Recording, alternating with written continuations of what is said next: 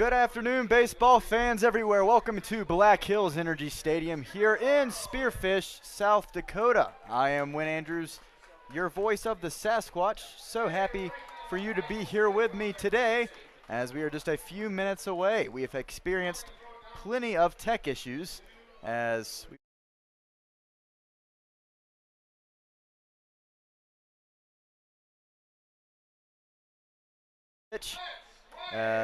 we have just announced, let's play ball. We are going to get ready to do that just in a few.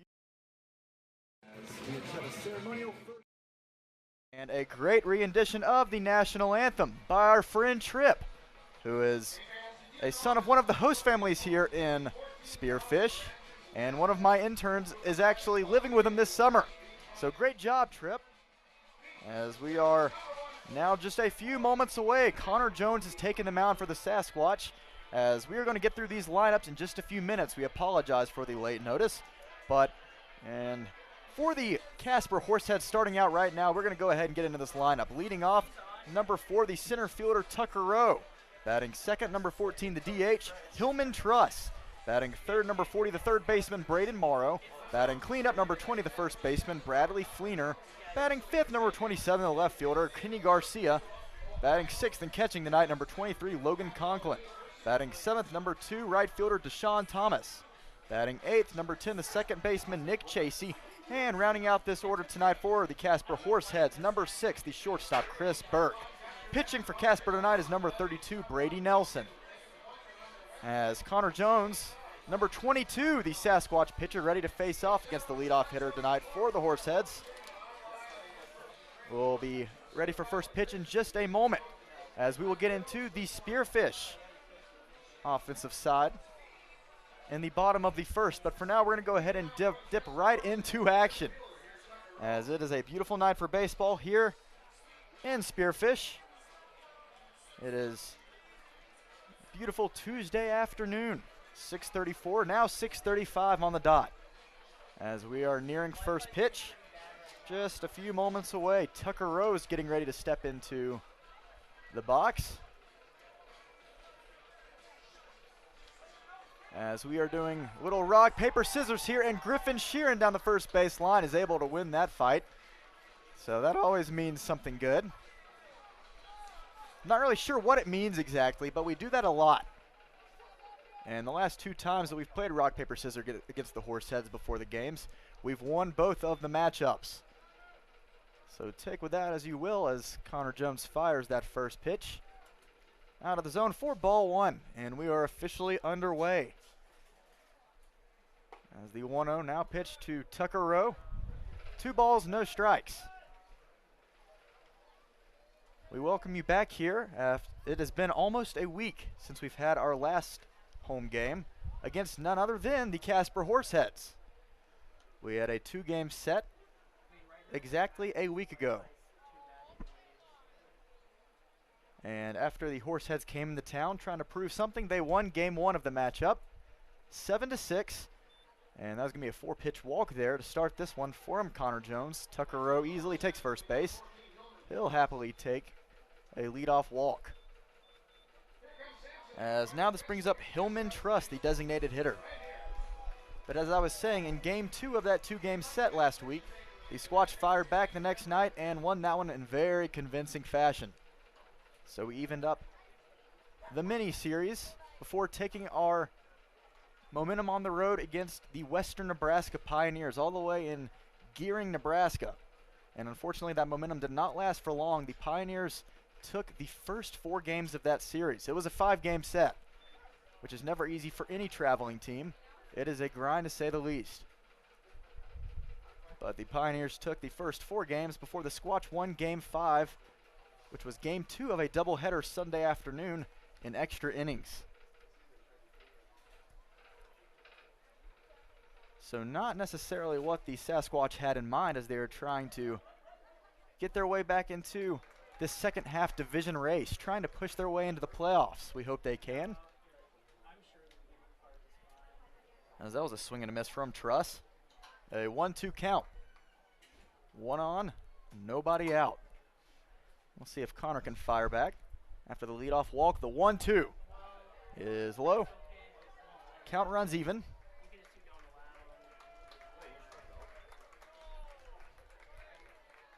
And that was a strikeout from what it looked. That was a very late call there from the ump behind the plate. That was weird. Not sure what was going on there. It looked like it was going to be an easy, even count. The ump did not motion for a while. And so Hillman Truss is going to head back to the dugout. Not really sure what just happened, but that's okay. Getting late into these summer days, the umps are probably ready for a day off as well. Connor finds the zone there. It is an 0-1 count with 1 out and 1 on.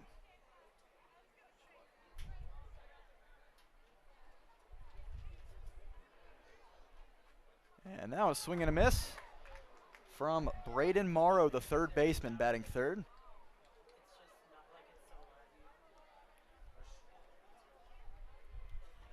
It is now an 0-2 count for Morrow, who we've seen a lot in the 3 spot for the Horseheads through the first 2 games we've played.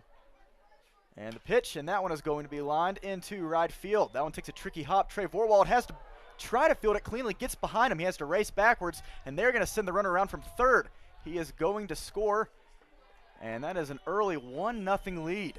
Not sure how we're going to have to score that one. It is probably not going to be an error just because of the way that the right field treated that ball. Not really sure what just happened. It was a liner that dropped into right. Trey Vorwald got a good look at it, able to get a good jump, got in front of it cleanly, and then it just decided to bounce around everywhere. Bounced to the left of Trey, tried to get his bare hand on it, and then went right past him close to the warning track. Had to backtrack all the way. So that is going to put Morrow on second base and giving the Horseheads an early 1-run lead here in the top of the first. A little tough luck there for Connor. And Morrow continues to do what he's done through the first 2 games against the Squatch. He has been very dangerous. Followed by the man batting cleanup, Bradley Fleener. Bradley is quickly behind, no balls, 2 strikes. But he has been just as good for the Horseheads, who have found a little momentum. Swing and a miss there from Fleener. Foul tip into the glove for out number 2. The second strikeout of the night for Connor, after he took care of Hillman Truss and then Bradley Fleener. That's going to bring up Kenny Garcia, the left fielder.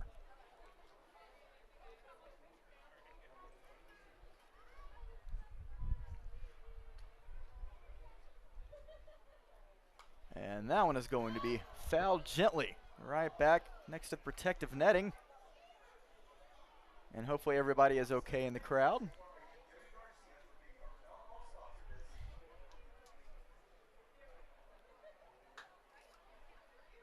So Jones already having to face the first half of this Horsehead lineup after a very, very unlucky hop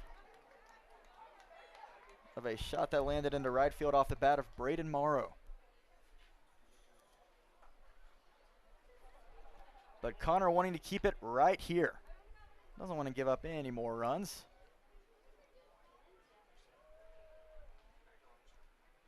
And so he is now quickly ahead 0-2.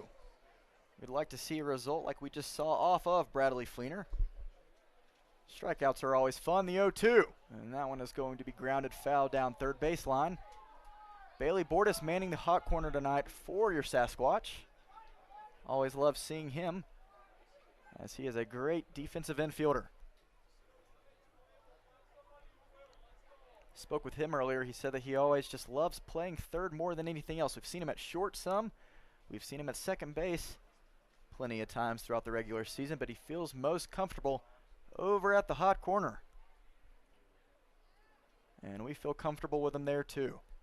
The 0-2 pitch, and that one is going to be lifted into foul ground. Should be playable. Bailey Bordas takes a few steps over and makes the catch for the third out of the first. So Connor Jones, a little hard luck, only gives up 1 run in the top of the first, but he is looking to put a goose egg up in the top of the second after a little hard luck to start off this game for the Horseheads, or for the Sasquatch, because the Horseheads were able to benefit off of it. But we're headed to the bottom of the first inning. Squatch are looking to strike right back on a beautiful Tuesday afternoon here at your home ballpark in Spearfish, South Dakota. I'm Win Andrews. You are watching Squatch Baseball on our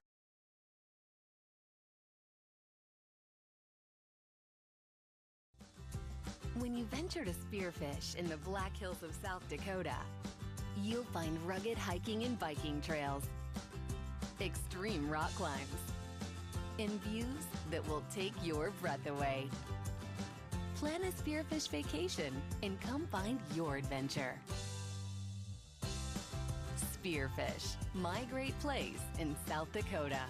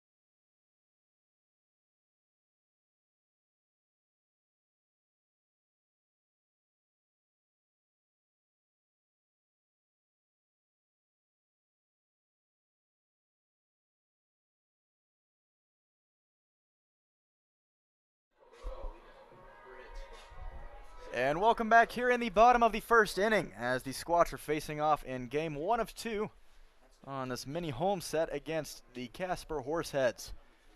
As Bryson Hoyer has stepped into the box as he is leading off for the Squatch tonight in game 1. Number 4, Bryson, who is playing center field as he has been, getting pretty much everyday reps ever since the departure of Carson Green a few weeks ago. Bryson has been great.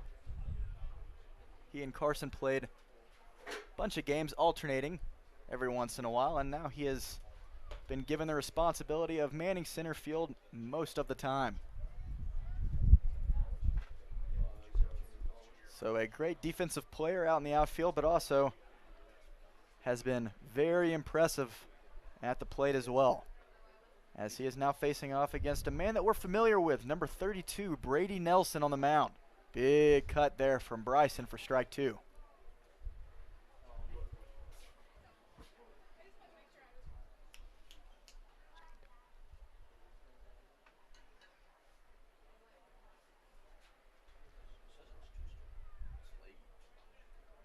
So now the 2-2, and Bryson holds off but is frozen.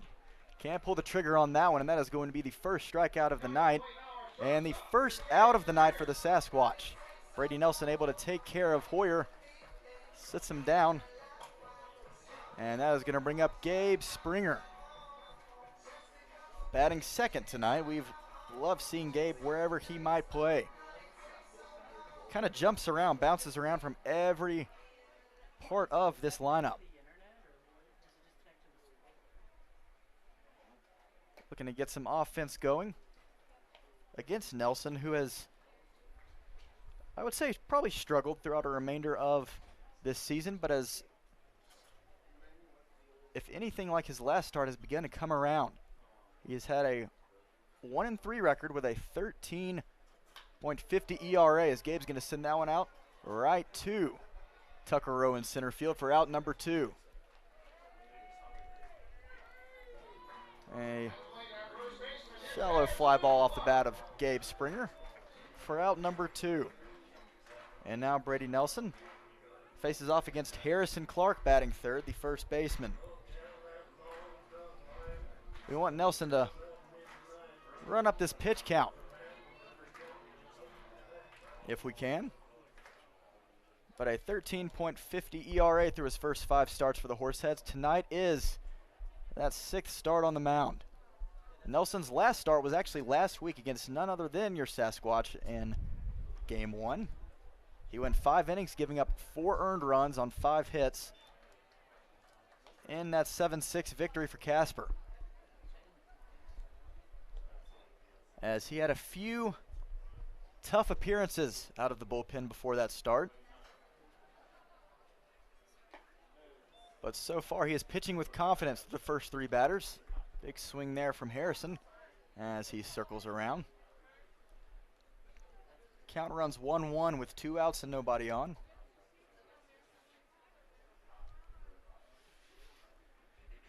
So Nelson, in that last start against the Squatch last week, pitched much better than that hefty ERA implies.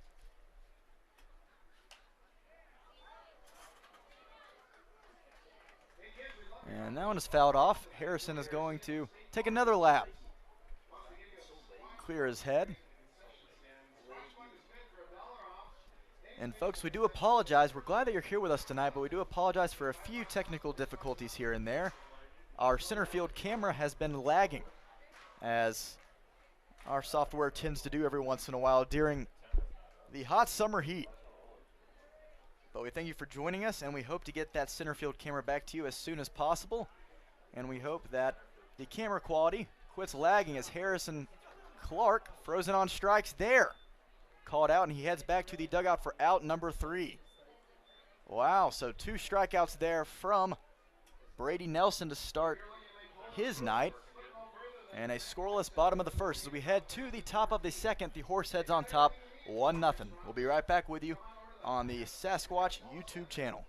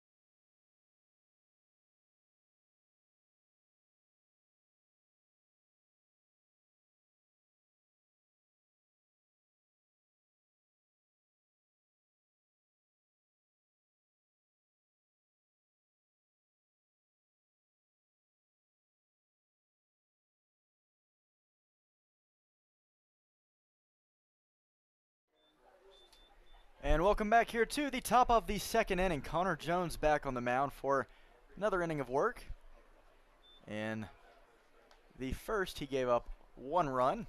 It is only a 1-0 game in favor of the Horseheads on 1 hit. A very unlucky hit that bounced all around right fielder Trey Vorwald. Had a good jump on it, ran a good route, got right in front of it. Just a really tricky bounce. Something in the outfield did not want Trey to be able to catch that ball, and that allowed the runner to score. But Connor looking to put that and get right back into business as he's facing off against Logan Conklin, the catcher. And he's in a 2-2 count. That one is going to be lifted, and Ryan Bachman able to drift over to his left, right next to the right field line, and catch that one for out number 1. So now Deshaun Thomas, the right fielder, is stepping in. He is the beer batter on the night for the Horseheads. That means that if he were to strike out at any point tonight, everyone here at Black Hills Energy Stadium gets $1 off their beer. Pretty big deal when you're here watching baseball. Always a fun deal to use. We hope Deshaun can make our fans happy, as he is quickly behind 0-2. We haven't seen Deshaun Thomas yet so far. This is his first game against the Sasquatch. Did not play in either of the two against us last week. As he holds off of that one. Ball 1. Good pitch there from Connor. Thomas from Arizona Christian University has only played in 3 games so far, so that explains it. He must have joined the Horseheads during their series with the Canyon County Spuds this week, as that one is going to be grounded. Down third base, Bailey Bordas shows off that arm, and that one is going to be a bit of a wild throw. Harrison Clark has to come off the bag, unable to apply the tag as the ball falls out of the glove, so Deshaun Thomas is going to be safe over at first. Sounded like a broken bat. A soft grounder down the third base line. So that will be scored an error. Bailey Bordas had time, but when you're charging in and on the run like that, it's difficult, especially at that angle, to throw across your body. We hope that nothing comes of that error, as Nick Chasey steps in and takes a big swing at strike 1.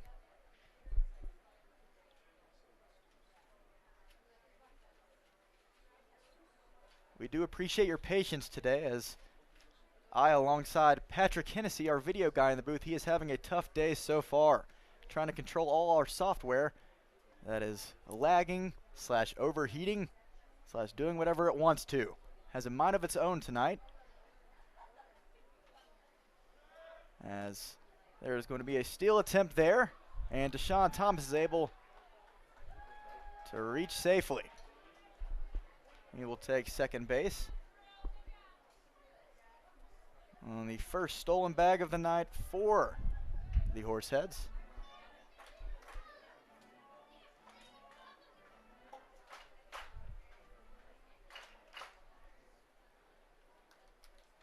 So now with Thomas in scoring position, you hope that Chasey's not able to put it in play. 1 on, 1 out, and the 1-1 to Nick. Big hack there for strike 2.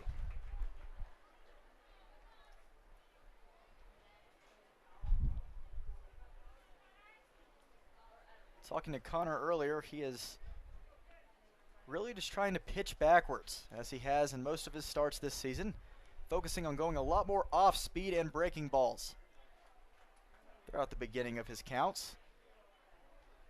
And then maybe when getting ahead in those 0-2 counts, trying to sneak that fastball by the Casper hitters. Always wanting to keep these Horsehead bats guessing. And outside of that leadoff walk and the bad luck hop in right field that scored the Horsehead runner, Connor has done exactly that. Focuses back over at second, the 1-2. And Chasey did not offer, as home plate appeals over to second base, and Chasey in fact did not go around. So we'll have another pitch here. Count is now even at 2-2.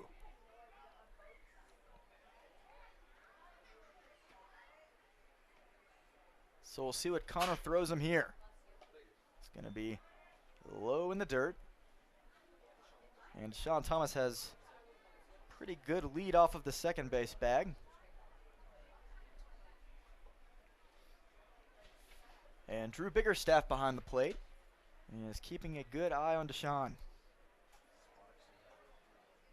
A full count now. And Connor readying the payoff pitch. And that one is going to be lifted out towards center field. Bryson Hoyer tracing back a few steps, able to make the catch.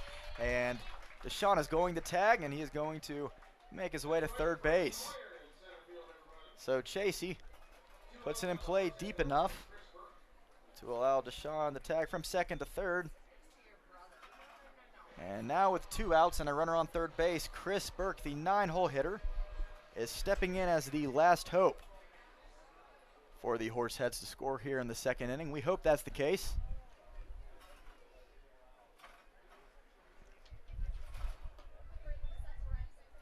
And that one falls a bit out of the zone for ball 1.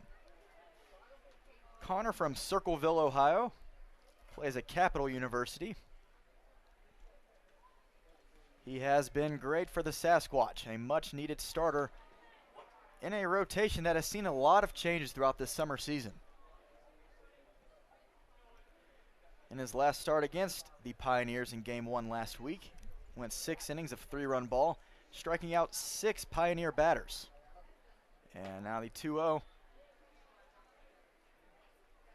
is going to run for ball 3. Unfortunately for Connor in Game 1, it was a game that saw the Pioneers walk it off 6-5 off of our closer Dylan Ritchie. Ritchie had to come in a really tough spot.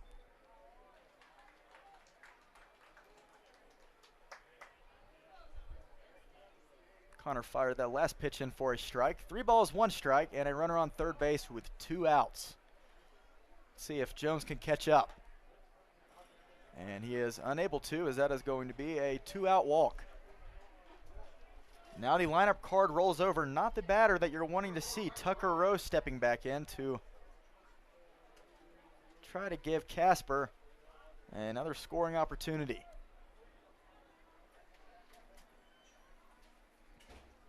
And Connor, I'm sure, kicking himself there.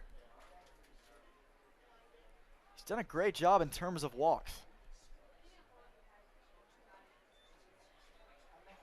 especially in the second half of this season. We've seen a lot more consistent command from him on the mound.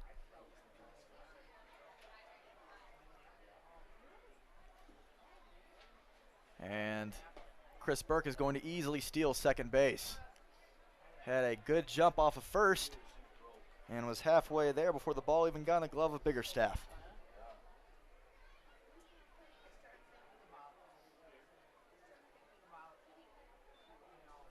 So 7 o'clock on the dot now, 83 degrees here in Spearfish. As it is a great day for some summer baseball as we are winding down our last few home games. Believe it or not, after Game 2 tomorrow, the Squatch head out for a weekend set against the Horseheads once more. 3-game series that spans Friday, Saturday, and Sunday. And then we come back for the last 5 games of the regular season. All of them against the Badlands Big Sticks, our friends from Dickinson, North Dakota. And man, oh man, are those going to be some very important games in terms of playoff implications. So runners on second and third, the 2-2 to Tucker Rose, swing and a miss. As Connor's able to fight back and take care of Tucker to retire the side. We head to the bottom of the second. Horseheads are still up 1-0, but hopefully not for long on this beautiful Tuesday afternoon. Great day for baseball and a great day for a Squatch victory. We'll be right back with you in just a few minutes. Going somewhere, going higher, faster, farther, going in new directions, to new places. At Monument Health, we keep going so you can keep going. We're dedicated to advanced orthopedic care with the latest innovations, technology, expertise, and treatment. So keep exploring, keep making memories, keep going with Monument Health as your partner. Learn more at monument.health/orthopedics.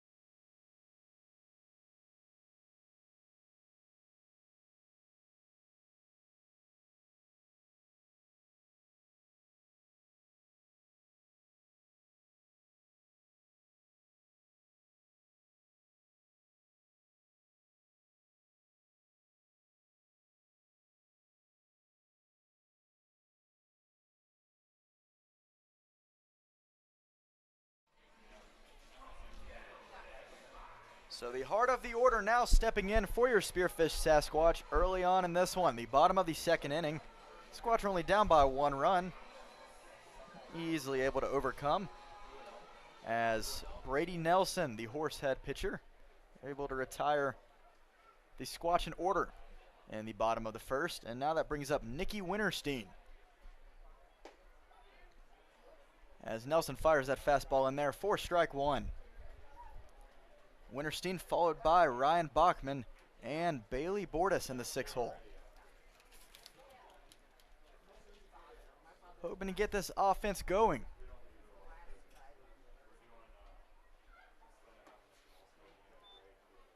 And that one fired a bit outside of the zone for ball 1. Talking about Brady, we mentioned obviously that ERA is pretty high, but he has seemed to find some confidence, and so far,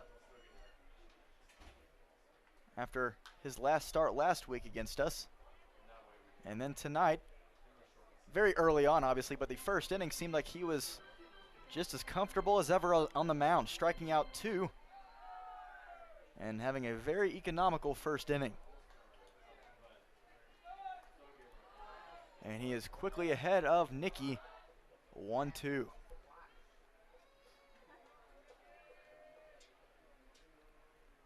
Winterstein, one of the best guys in the Sasquatch lineup of fighting off a lot of pitches.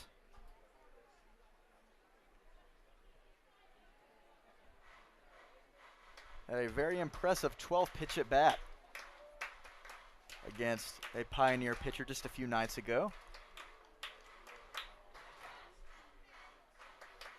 Very disciplined hitter. Winterstein, who just graduated from Toledo.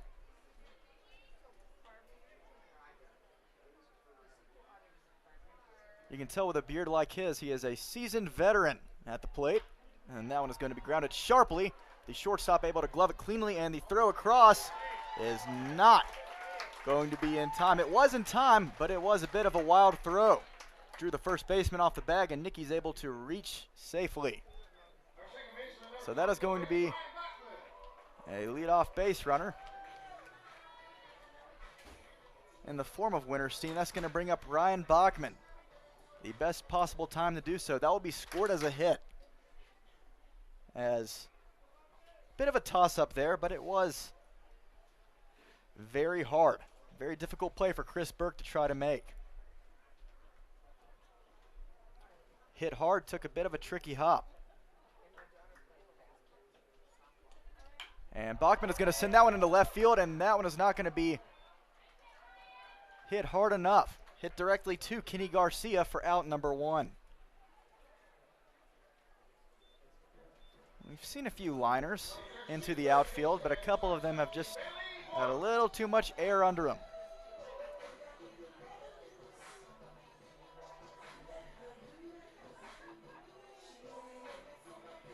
So now the steps in Bailey Bordas with Winterstein on first. We'll see what Bailey can do.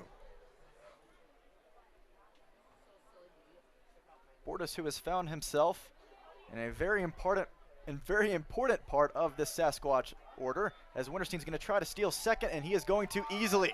And after the wild throw, Winterstein is going to be able to make it to third with 1 out. So taking a grand tour around the bases. The throw from Logan Conklin was on line, but at the last second dipped in the dirt off of the glove of the second baseman, and then it drifted into shallow left field, allowing Nicky to make it to third. So with 1 throw attempt, Nicky has now successfully made it over to third base. All Bailey has to do is hit it deep enough to send Nicky home.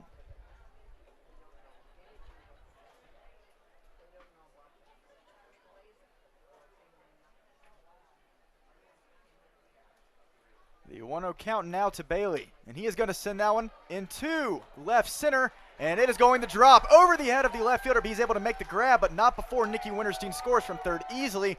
Bailey Bordas with a one-out knock. An RBI double. This game is tied. Bailey, who struggled mightily at the plate to start the season, has found his groove and has been one of the hottest hitters in the Sasquatch lineup. It's a long summer, a long season, and the hot streaks of hitters come and go, but Bailey has found his here in the last few weeks of this season. But we will take it as he stands over at second base with one out, and now Trey Vorwald batting seventh tonight with one out.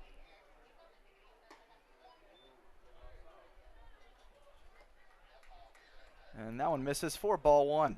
A 1-0 count. Brady Nelson, as we said, had a very convincing start through his first few innings against the Sasquatch before eventually leaving in the sixth after giving up a 3-run blast to Johnny McHenry.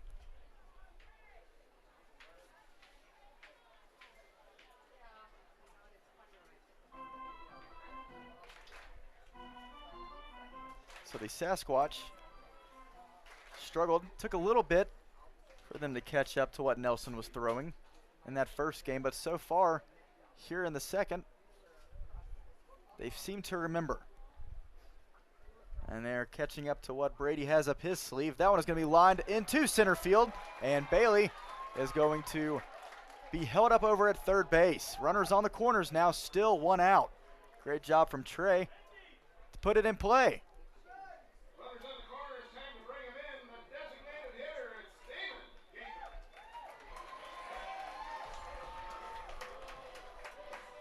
So far here in the second inning, a lot of contact, a lot of hard hit pitches. And now a quick 3 hits for the Sasquatch, who are looking to take their first lead of the night. Damon Gaither is here to give a great opportunity to do just that. He's batting 8th tonight, followed by Drew Biggerstaff, the catcher.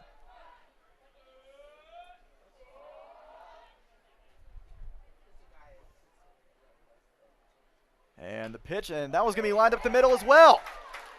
That's going to score Bordas. Trey Vorwald is going to hang over there at second base, and that is going to be an RBI single for Damon Gaither. The Sasquatch have their first lead of the night, 2-1 in the bottom of the second.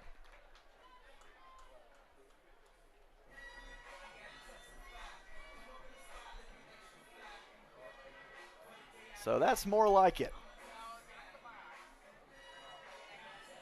Drew Biggerstaff getting ready now, as the Sasquatch have now tallied 4 hits and 2 runs here in the second inning.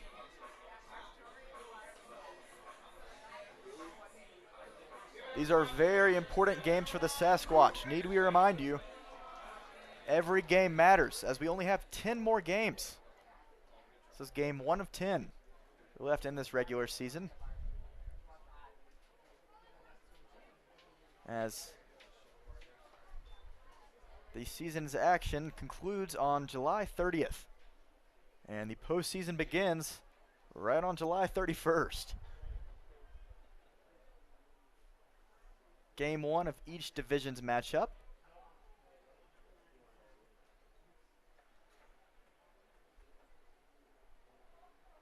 And that one's going to be lifted foul out of play.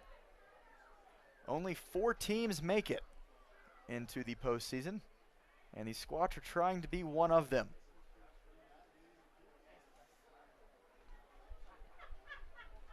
We'll have plenty to talk about when we're actually discussing postseason implications and where the Squatch stands so far in the division. But for right now, we have a lot of action on the base paths. Drew Biggerstaff's going to hit that one into left field, right past the third baseman. Trey Vorwald's coming around, and he is going to score with ease. Tags home plate, a 3-1 lead now thanks to Drew Biggerstaff.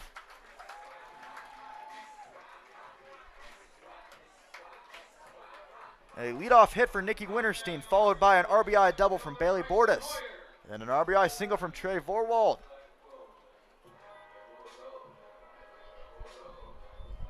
Or excuse me, not an RBI single, just a single there from Trey. Oh, no, that is true. That is true. Bailey scored. Okay, excuse me. So we will tag that one an RBI. Single for Trey, followed by another single from Damon Gaither. And then an RBI knock from Drew Biggerstaff as the lineup card rolls over. Let's see if Bryson Hoyer can join the offensive party here in the second. That one is going to be lifted into shallow center. And that one is dropped as the second baseman is going to drop it, but is able to throw out Damon Gaither, who tried to tag up from second to third.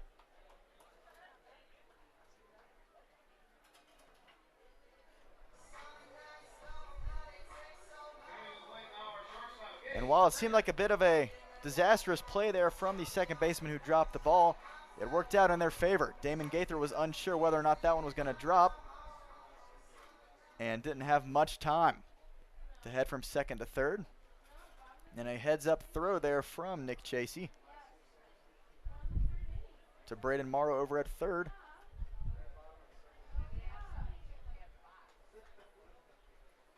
It's going to get Damon Gaither out. So now 2 outs here in the bottom of the second, which brings up Gabe Springer once more. We'd love to see him turn on one, and he is going to send that one right past the infield. The shortstop backing up, calling it off. That is going to be Chris Burke to make the catch for out number 3, but not before. 6 hits and 3 runs to show for it, all coming in the bottom of the second inning. The Squatch offense have turned it back on, and we're looking to keep this lead and add on to it. Connor Jones now has that 2-run lead to work with as we head to the third inning. We'll be right back with you with some very important news in just a few minutes. Squatch up 3-1.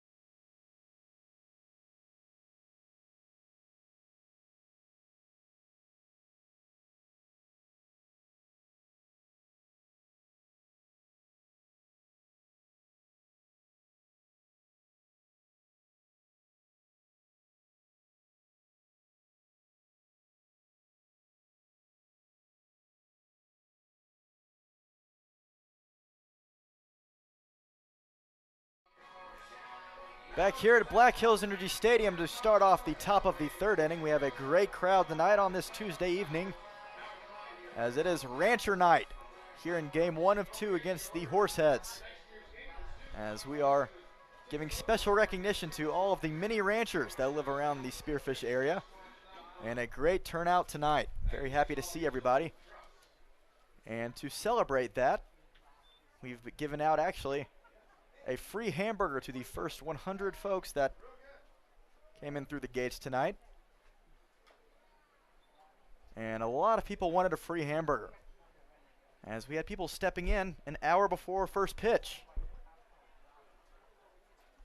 So I guess if you want to draw in the crowds, you just got to offer them free food. That'll work. Bailey Bordas, a 1-hopper, as he throws over to first base for out number 1. And that takes care of the leadoff hitter, Hillman Trust, the designated hitter tonight. Grounded that one down third base. Now that brings up Braden Morrow, the third baseman. Really looking into and diving into the Casper Horsehead lineup, you have to pay attention to their middle lineup guys. That one is going to be lifted into shallow left. Nikki Winterstein diving in on it, makes a great attempt but not able to come up with it, as there was a little miscommunication out there. Not hit hard at all, a high fly ball. Springer at short, Bryson Hoyer in center, and Winterstein from left, all charging in at once. And Nikki tried to make the grab, unable to do so. That's going to be a one-out bloop single. That is a definition of a bloop. Hit way high. So Braden Morrow now stands over at first base, bringing up Bradley Fleener with one out. Only the second hit of the night so far for the Horseheads. But these 3, 4, 5 guys for Casper are the lifeline of this offense. Morrow, Fleener, and Kenny Garcia batting fifth have all brought in the majority of runs, which is obviously why they're placed in these spots in the lineup. But they wreaked a little havoc against the Sasquatch, especially in Game 1 last week. So always got to keep an eye out on them, and I'm sure Connor Jones on the mound is doing exactly that. Pitching carefully.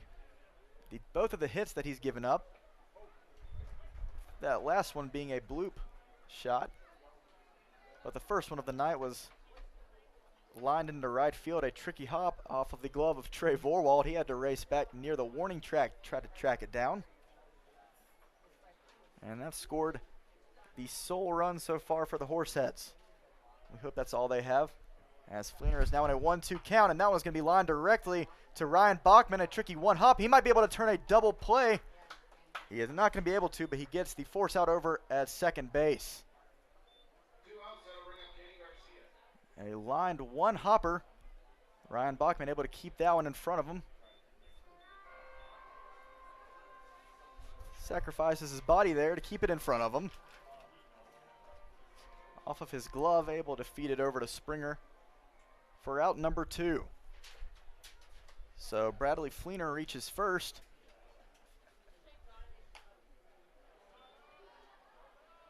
But not before Braden Morrow out at second. So here's Kenny Garcia.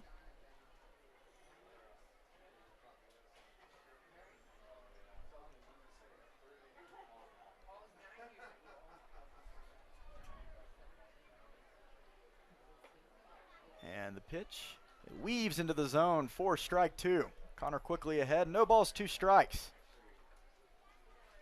Looking to retire the 2, 3, 4, and now 5 hitters for the Horseheads in this third inning. The pitch, that one is going to be lined, and it is going to drop into center field. Bryson Hoyer has to track that one down. That one gets past him. They are going to send the runner home from third base, and Kenny Garcia might have a triple. He does. Goodness gracious, what is going on with our outfield today? We're going to have to go get that taken care of and looked into, or something. Back-to-back tricky hops. One off of Trey Vorwald in the first, and now one in center field. Bryson Hoyer, same exact situation, got it in front of him, but once it hit the ground, just took a completely different direction. I mean, he was racing back to the batter's eye as well, all the way in dead center. So, man, Connor Jones having to work around a little bad luck here early on tonight. 2 runs on 3 hits for the Horseheads. And both of these runs off of just some really bad luck. So we'll see what Connor can do now with a runner on third base. Squatch still hold that 3-2 lead. But now facing off against Logan Conklin.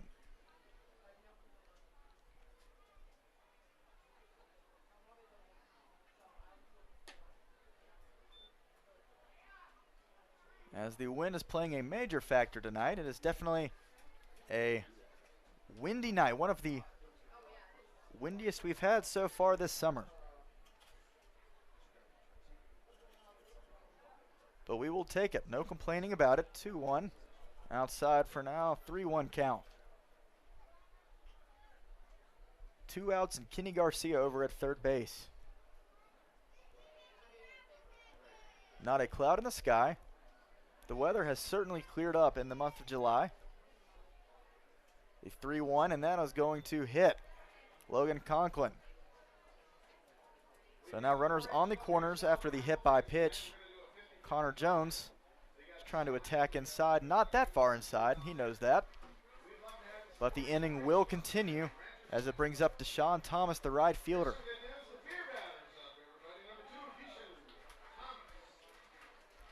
So Connor looking to make this inning end right here.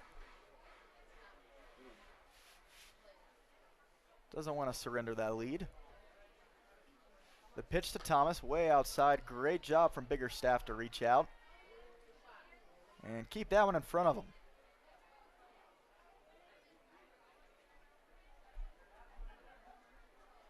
As we mentioned, the last 10 games of this season, the Squatch are having to battle it out for every single one of them.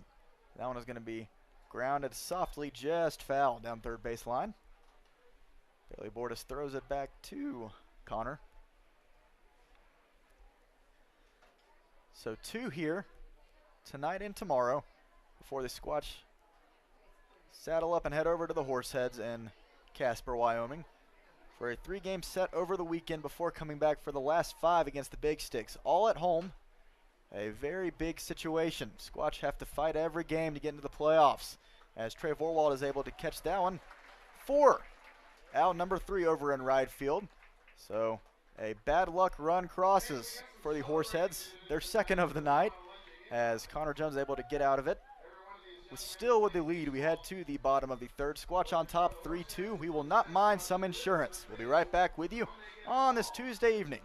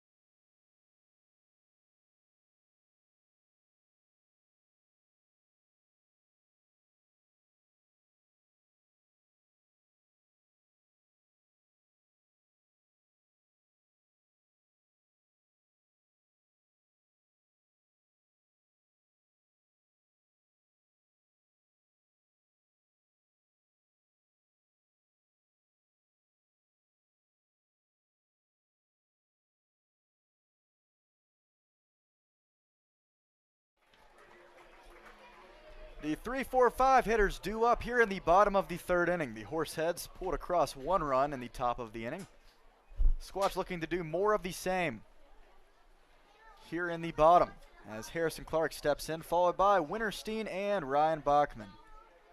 Brady Nelson out for another inning of work. He has given up 3 runs on 6 hits to this point,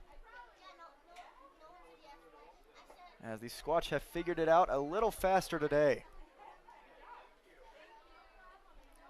struggled to catch up to Nelson's arsenal earlier on in game 1 last week, but have done a much better job of that tonight.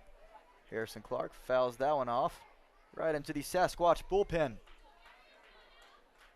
Nelson doesn't necessarily have to rely on that fastball. We saw it plenty in game 1 last week. Focuses on a lot of different pitches, including what looks to be a cutter in the mix somewhere along there. Very filthy pitch that he utilizes.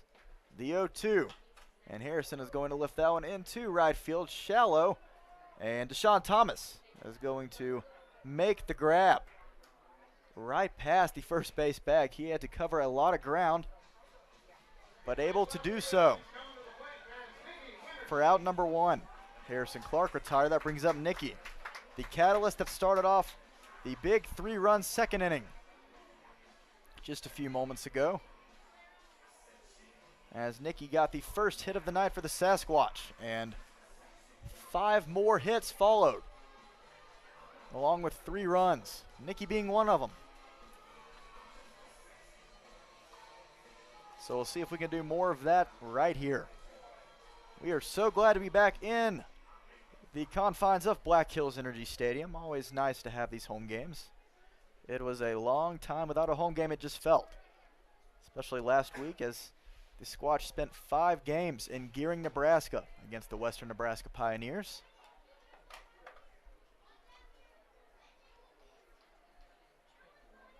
A tough series as we fell in 4 of the 5. But now we are looking to fight back and get right back into this postseason race. We are not far behind at all. We will talk about division standings in just a few moments, as Nicky is quickly behind 0-2.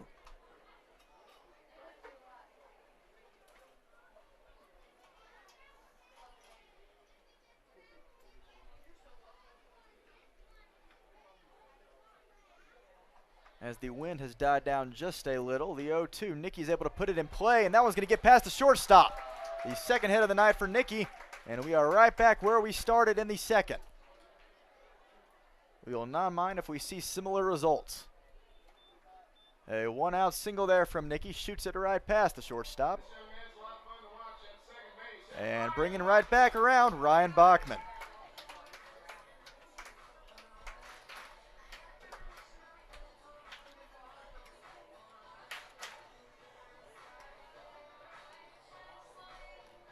Nelson from Oro Valley, Arizona, plays at Arizona Western University. He does not rely on the strikeout, as we mentioned earlier. Seems to utilize a lot more of that soft contact, and much more dependent on ground balls.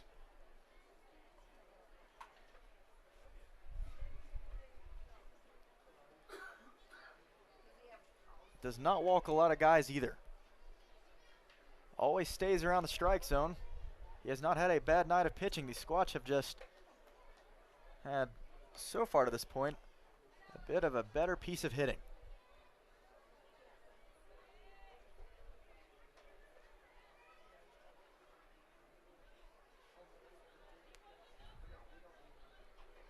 So Ryan Bachman, the local kid from Rapid City, only about 45 minutes to an hour here in Spearfish, or from Spearfish, might I say. Fouls that one off next to the Horsehead dugout.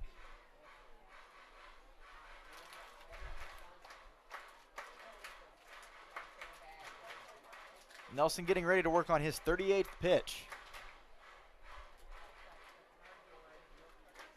A 3-2 ball game with plenty of excitement early on, as we are only in the 3rd inning. Winterstein over at first base, the 1-1 count. We'll see what Ryan can do. Fired upstairs for ball 2. So Ryan, just as we were talking about Gabe Springer earlier, finding his way all around the order. Ryan's done just the same. We've seen him a lot in the 3-hole, and tonight he's batting 5th. And batting .311. And Nelson wants to keep Winterstein over at first. Nikki cracks a big smile.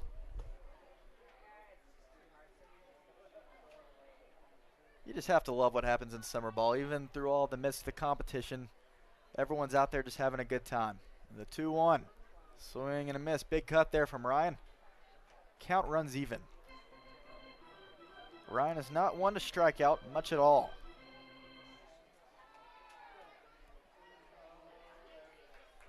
As the Squatch struggled for the majority of the first half of the season, they have really caught up at the plate. The first 5 hitters all batting at least .275.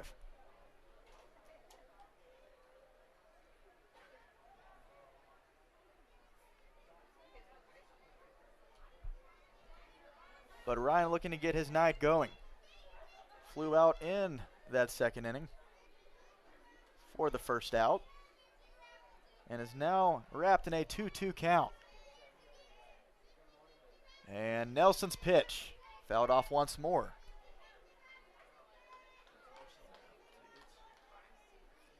But we are so glad that you were here with us once more, and we hope to see just as big, if not bigger, crowds for our last few home games. Only 7 more, including tonight. And this season has gone by fast. Time flies when you're having fun. 2 balls, 2 strikes. Winterstein's going to try to steal. The throw from the catcher is going to be not in time. Winterstein is safe. As he stands over there at second, had a good jump. Got there. It was a bang play either way, but Winterstein able to reach. So now he stands over there and is now in scoring position. The count runs full. And now that double play is no longer in order.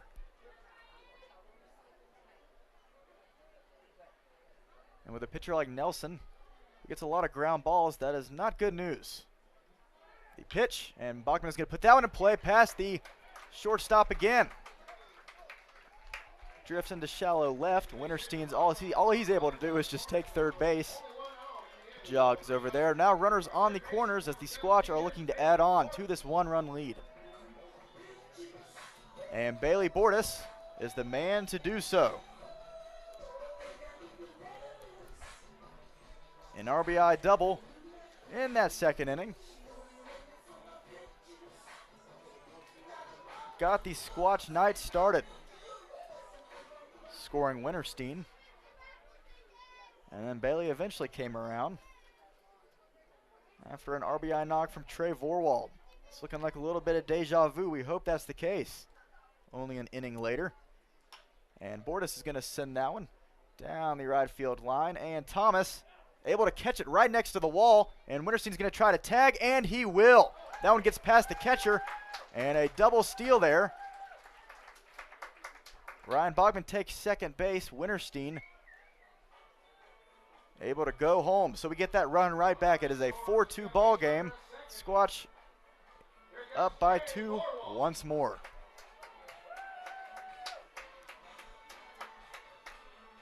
So Bailey does his job.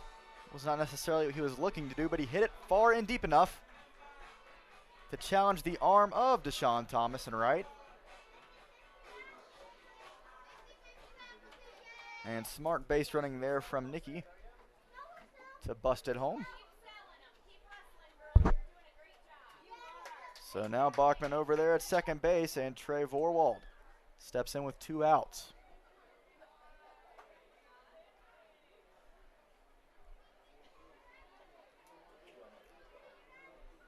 So both pitchers have had a little bit of hard luck tonight. Nelson gets a lot of ground balls. Unfortunately, a lot of them have been just squeezed past the left side of the infield.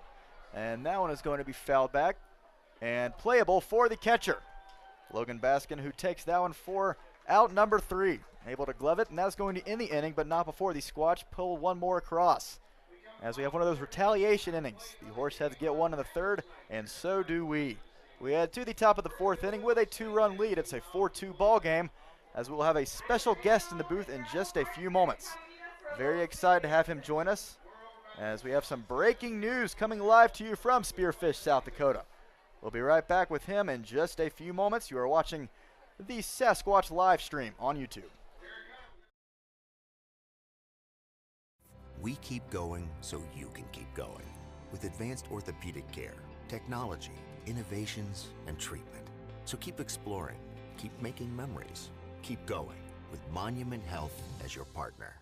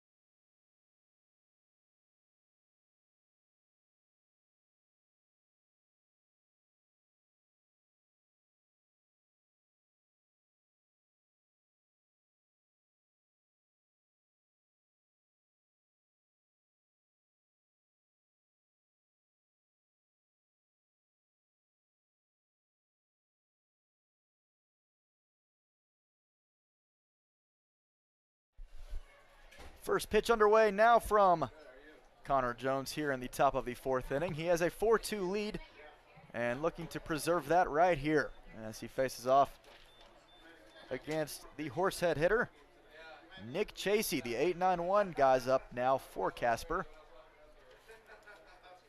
And Connor looking to get ahead as he is now behind 2 balls, 1 strike. We mentioned just a few moments ago that both pitchers have had a bit of hard luck. A lot of ground balls for the Horsehead pitcher, Brady Nelson.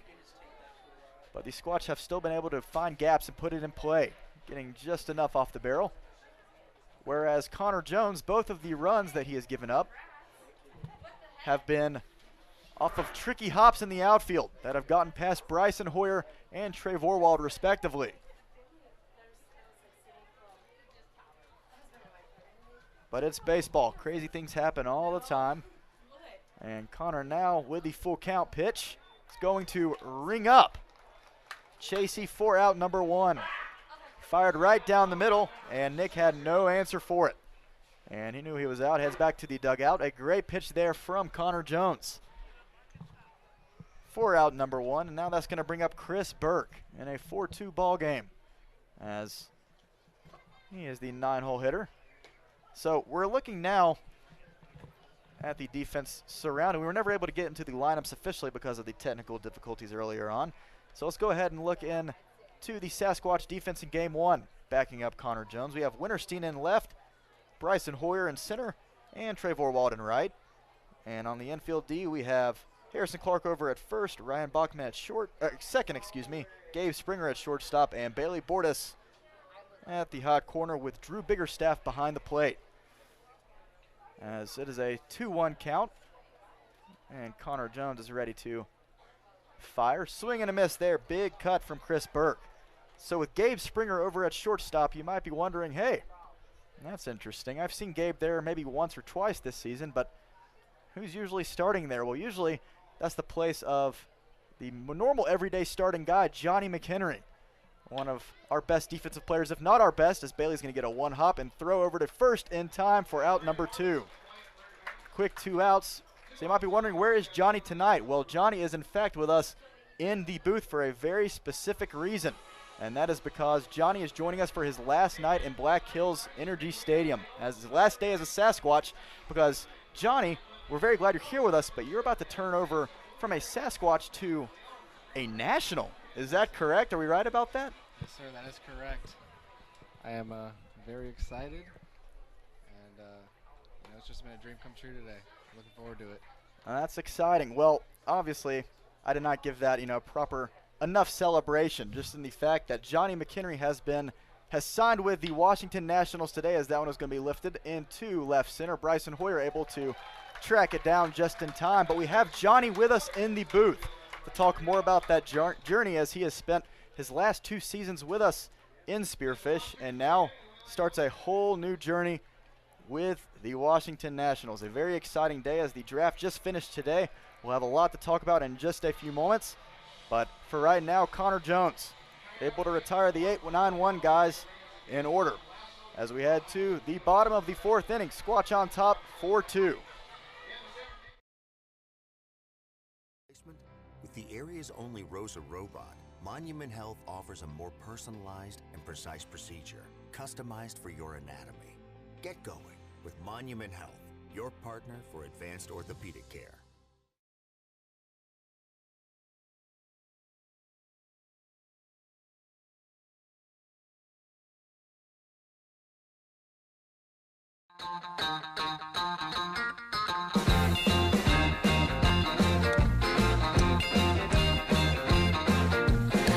I want to shout out to the world so they know my sweet baby loves me so. She got me going, yeah, she turns me on. And she loves me, yeah, she loves me, and it blows my mind. Hey, nice play. Yeah, it blows my mind. She's my lover.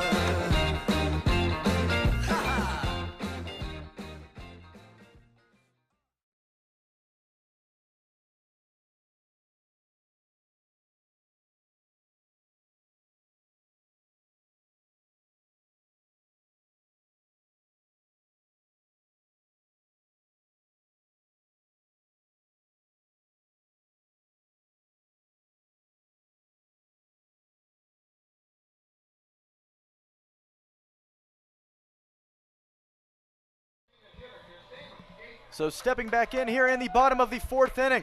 Already a lot of action here at the ballpark in game 1 as the Horseheads and the Sasquatch have faced off. It is a 4-2 ball game. Squatch looking to add on to it.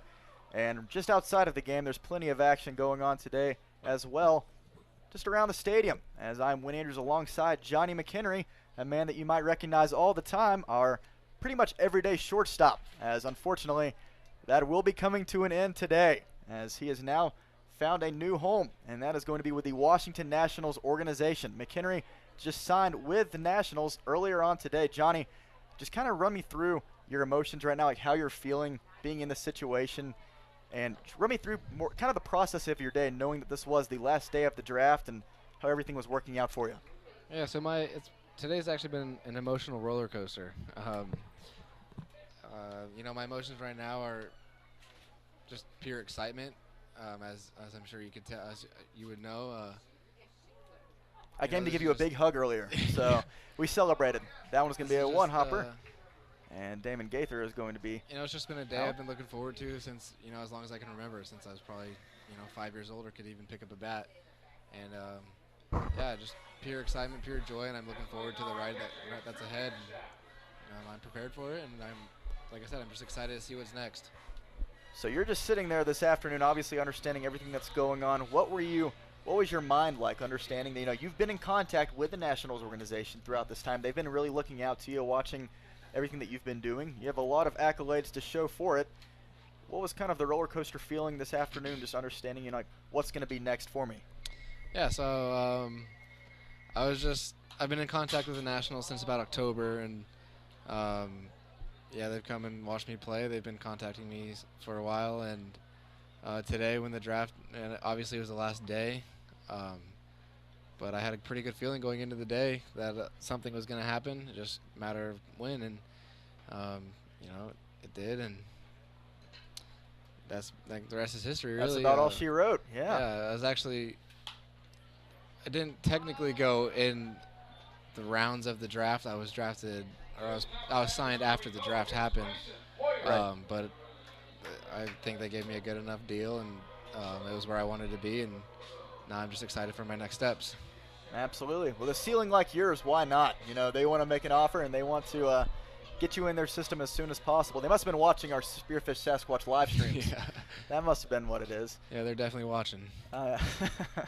So now a quick 2 outs now for Brady Nelson, who is back out again on the mound after a liner there from Drew Biggerstaff to the second baseman.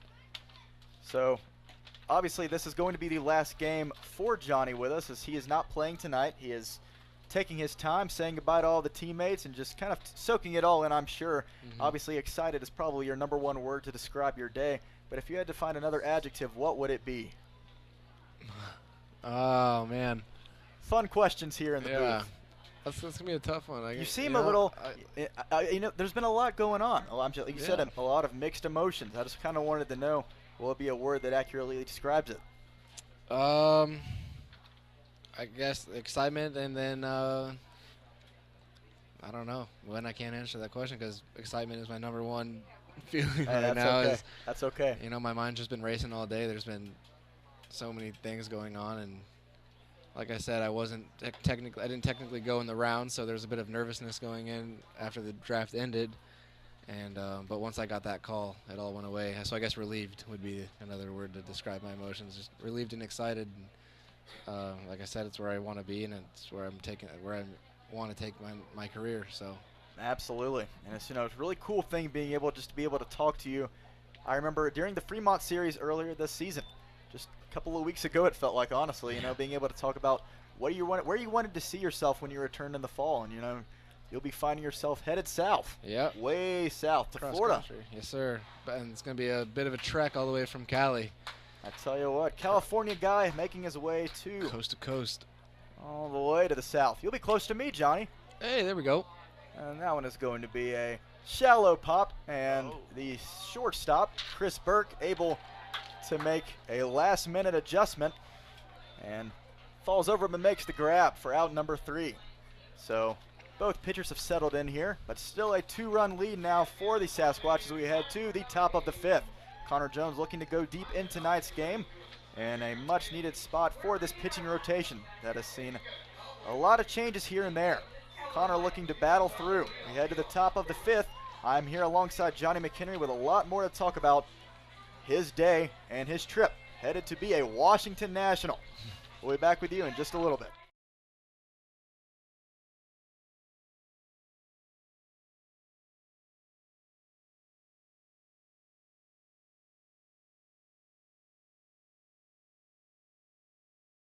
At the Denny Menhold dealerships in Rapid City. Trade-in values are at an all-time high, and there's never been a better time to buy. With over 400 vehicles on location, you're guaranteed to find the right ride to take you into summer. And while you're here, make sure to sign up to win some great summer gear, like a Rice Honda side-by-side, Black Hills Fireplace Traeger smoker, a variety of gift certificates, and more. Come by and check out a great selection of vehicles and summer gear at any of the Denny Menhold dealerships in Rapid City and at menholdsummer.com.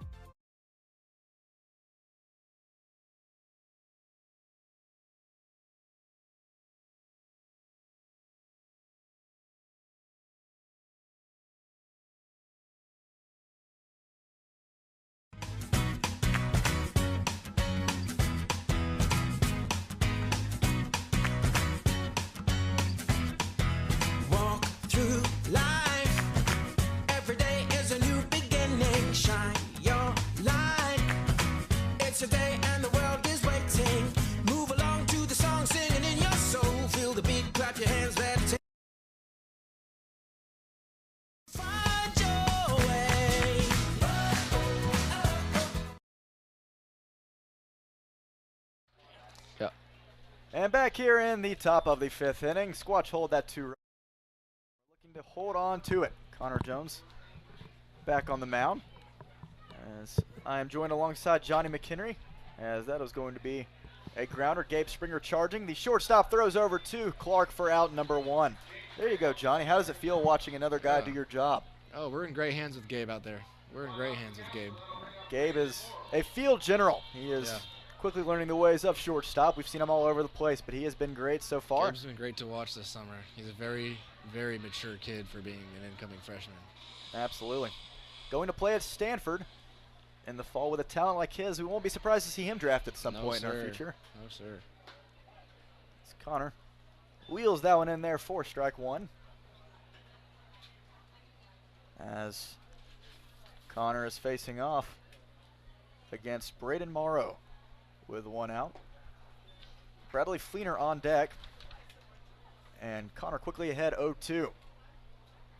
As we just mentioned, the draft ended today, but Johnny McHenry, one of our fellow-owned Sasquatch players, his second season here in Spearfish, signed with the Washington Nationals today.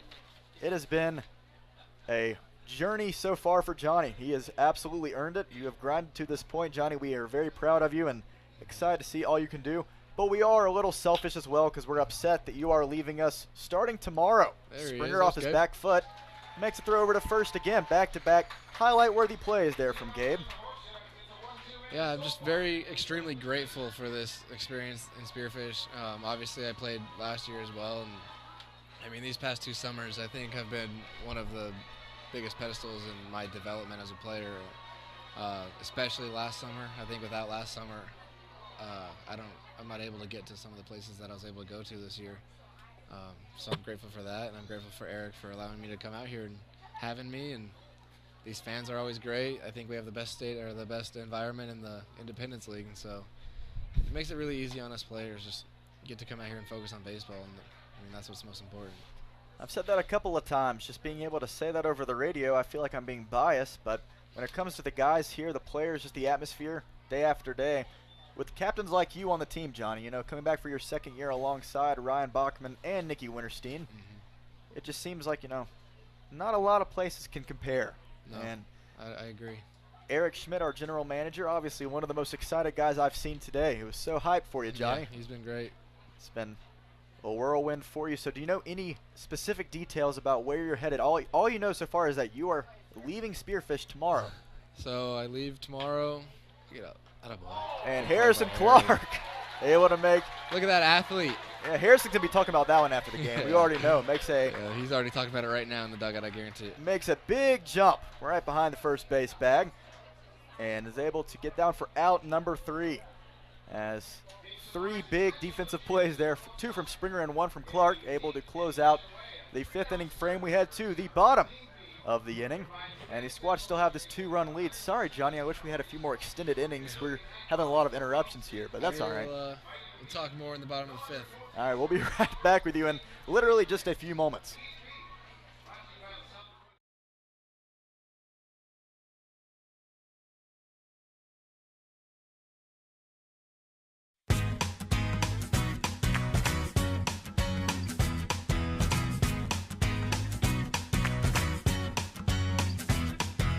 Walk through life. Every day is a new beginning. Shine your light. It's a day and the world is waiting. Move along to the song, singing in your soul. Feel the beat, clap your hands, let's take control. All you need, all you want, are you ready to find your way?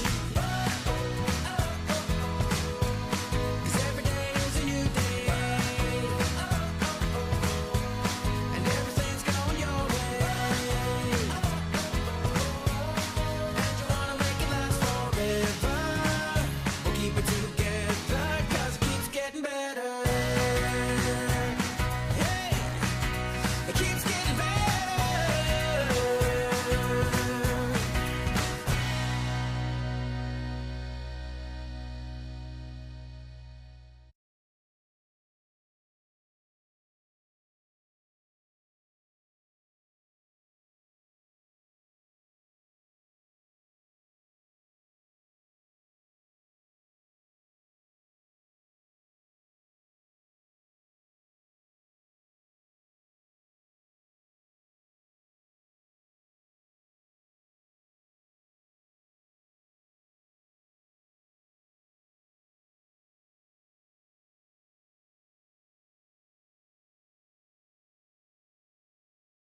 Back here in the bottom of the 5th alongside Johnny McHenry, the newest member of the Washington Nationals organization. Signed with him today, just a few moments after the draft ended.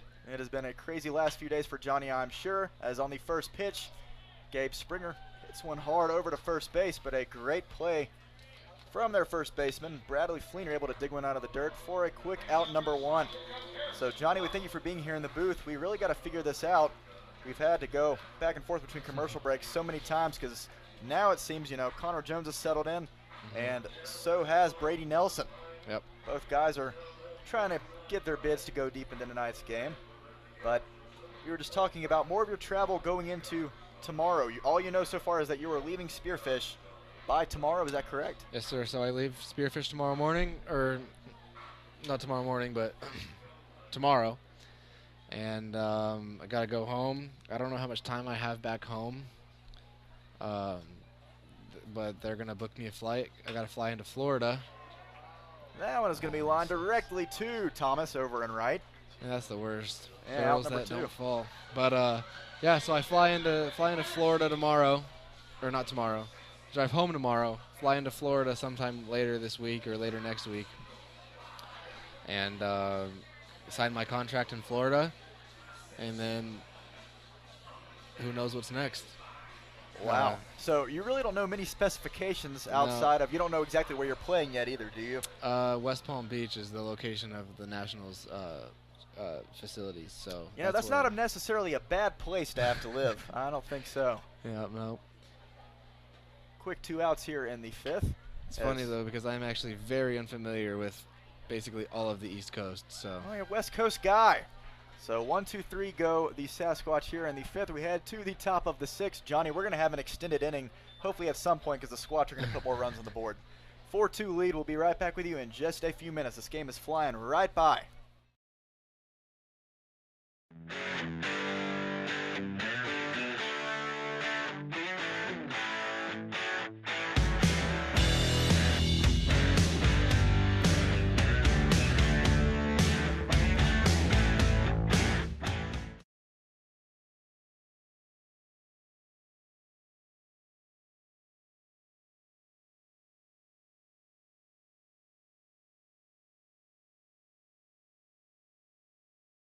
Balanced Bookkeeping, located right here in Spearfish, is your go-to place for all of your bookkeeping needs. Serving Spearfish for over 2 years, we have over 30 years of bookkeeping experience and can take care of any office tasks, large or small. Contact us now to get in touch with one of our many experienced bookkeepers.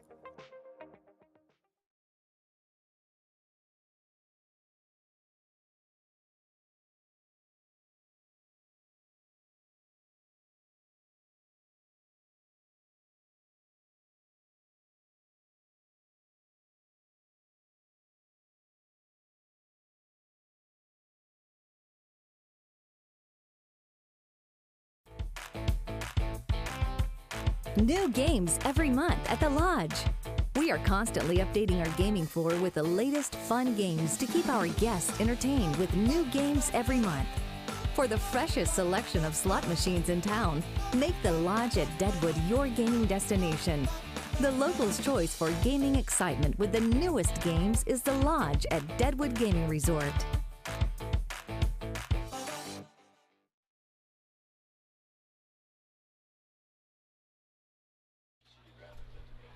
So right back here in game action, as both pitchers tonight in game 1 have just found their rhythm and are trying to battle it out to see who can throw the least amount of pitches in 1 inning. Pretty sure Brady Nelson might have just thrown about 5 in the bottom of the 5th. And now Connor Jones is now in a quick 2-1 count to Kenny Garcia, the left fielder. Garcia just showed bunt. We'll see what he tries to do here. Hopefully this inning goes a little bit longer so we can talk.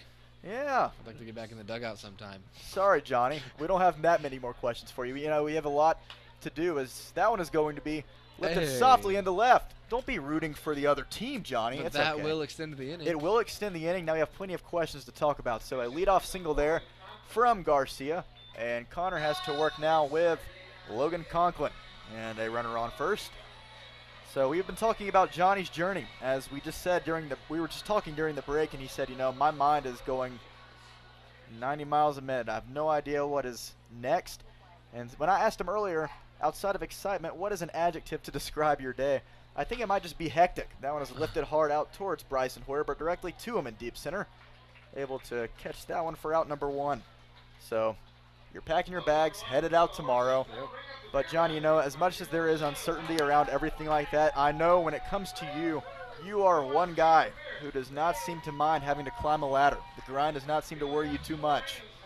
So very excited to see what you have to do and your entire journey through all of it. Yeah, like I said, you know, it's where I want to take my career, and you know, me coming from a junior college, you know, that's one of the hardest parts of college baseball is junior college, just grinding through that, and you know, not really getting the primetime treatment that some of these four-year schools get, and so your back's against the wall a lot of times at a junior college. Lifted into right, Trey Oh, Vorwald. they deked him. Throw him out at first. Let's see what happens. And Kenny Garcia is going to be able to get back right in time, but That was a 2 great outs deke now. by Bakken Gay right there. Oh yeah. We've been trying that all year. But yeah, like I said, you know, the grind is one thing that I definitely look forward to. I think I'm the right type of person for it, and so I'm excited to see what happens, and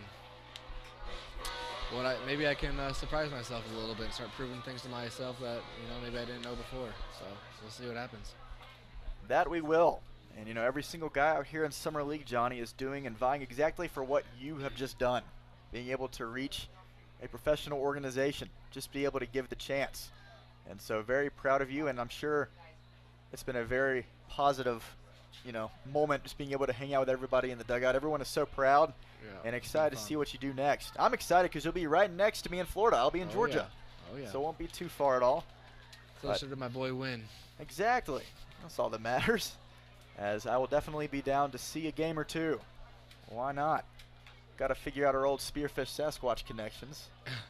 So what were you saying, John? Go ahead. Oh, I was just going to say how Spearfish is probably the farthest east that I've been in the nation, and so it's kind of ironic that now I would get to go from 2 hours away from the West Coast beach to a long way. Beach yeah, you just wait, Johnny. You don't know East Coast yet. That one is going to be sent high out towards Vorwald and only takes a few steps back for out number 3.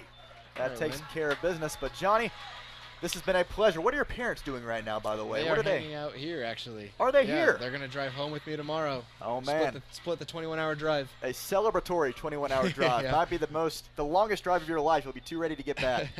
But, Johnny, we're going to miss you here in Spearfish. It has been a pleasure getting to know you, my friend, and being able to see everything that you have led this team to so far the last 2 years. Here, Win, and like I said, I'm grateful for my time here. Thank you, Win. All right, Johnny, Mr. National himself. We hope to see him climb these ladders that he has to climb the next few seasons, but he will do it. Anyone as determined as Johnny, he can do it. So he is heading out of the booth now. Very excited. Very sentimental moment here. Very upsetting. I'm going to have to leave and head before I start tearing up. Dang it, Johnny, get out of the booth.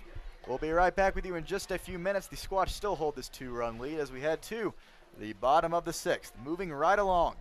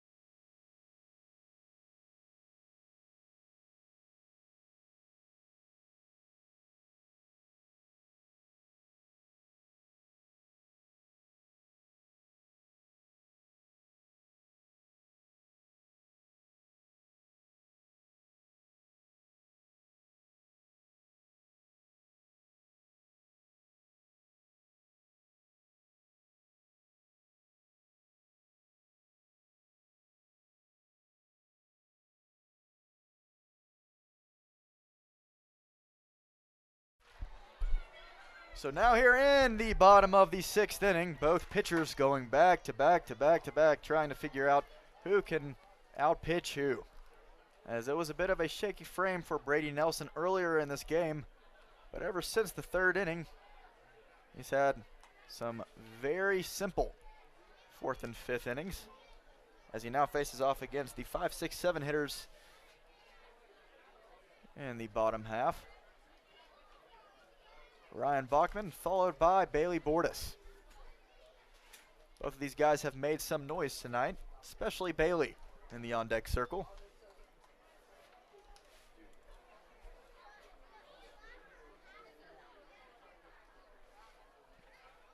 As Ryan is 1 for 2 on the night. And currently ahead, 2 balls, no strikes. And the pitch from Brady, fired into the zone for strike 1.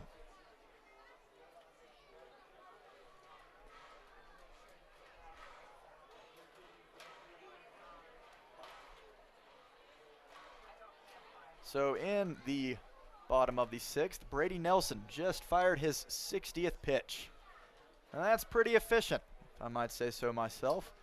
Both of these guys, Jones and Nelson, have really just been attacking these hitters directly, and it has been paying off for them in the last few innings especially. Really not worried about blowing it past them. And pitching to contact has done well for both guys.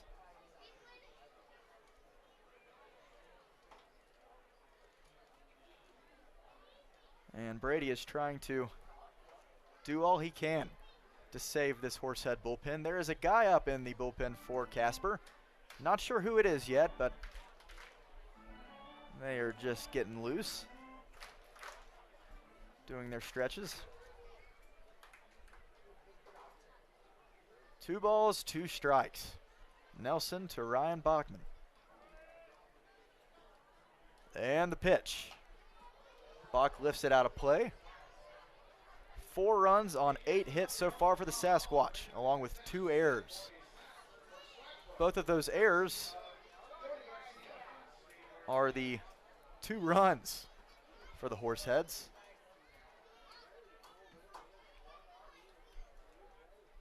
Bit unfortunate, but we still have this lead after the Squatch fired back for 3 in the 2nd inning and 1 in the 3rd to get to where this current score is. We wouldn't mind adding on to it as Bachman is going to ground that one. Hangs on the 3rd base line for just a moment before reaching foul. And Ryan will head back. We'll continue this battle.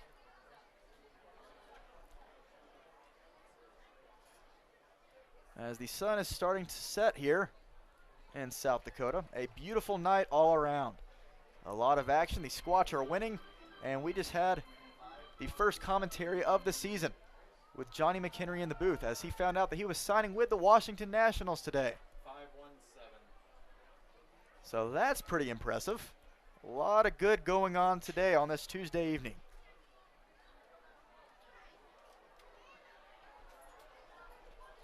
Being able just to talk to Johnny in the booth. There is a bunny.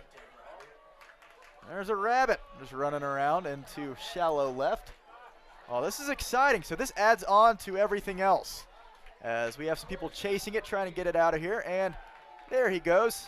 He said, maybe I don't want to be around here in Black Hills Energy Stadium. Maybe I should go back to something a little more natural. Probably wasn't expecting about 4 Horsehead players to go chasing after him. All right, so that'll add on to the excitement of the night. We had a live animal. But just being able to talk to Johnny, just kind of seeing that emotion in his eyes. You know, he's always one of the guys who always tries to joke around the most he can. And that one is going to clip Ryan Bachman after a long battle between Bach and Brady Nelson. Ryan wins it. Takes his hit by pitch over to first base. And that's going to bring up Bailey, who has been loving his time at the plate with runners on base. But just kind of seeing more of an emotional side of Johnny in the booth. Very sentimental here as Johnny came here last summer alongside Ryan Bachman and Winterstein. Stayed here throughout the entire championship run last year, and now came back as more of a veteran presence on this team. And just speaking with a few guys yesterday, we were talking about the unspoken leaders who don't really have to prove themselves. And Johnny was a unanimous decision in that conversation. His presence will definitely be missed in that dugout, but we are excited to see what he has planned next in his trip as he gets ready to pack up for Florida.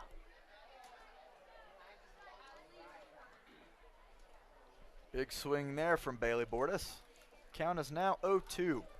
Bachman on first base, nobody out. And I'm sure it has to be very, scary sometimes. Very unpredictable, trying to figure out what's going to be next in a situation where you just get a phone call from a professional baseball organization saying, hey, we want you to come out. We'd love to see what you got. And as Johnny was saying, a lot of uncertainty in that, but you have to feel confident with a guy like Johnny who always works for what he wants to do. Bailey sends that one way deep. A few feet shy of the track into center field, but a great throw there from Rose, able to keep Bachman over at first. He is not going to challenge his arm.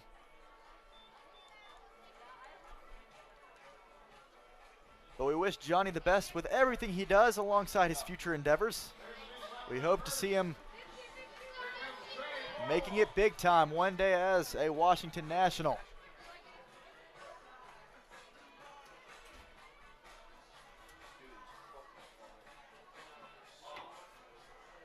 So now Trey Vorwald steps in, 1 on, 1 out, looking to extend the inning.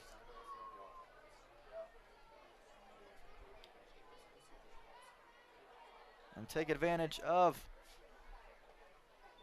Nelson here in the 6th after he has thrown more already than he has probably in his last 2 innings combined.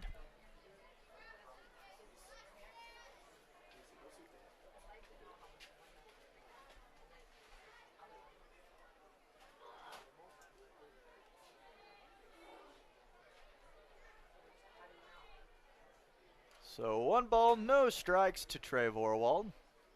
And the pitch is going to be low for ball 2, excuse me. With the wind sort of settling down, but the sun going down at the same time, it still feels great. As we have another great crowd on this Tuesday evening, 517 in total. All out to support Rancher Night. As Vorwald pulls that one down third base line, foul.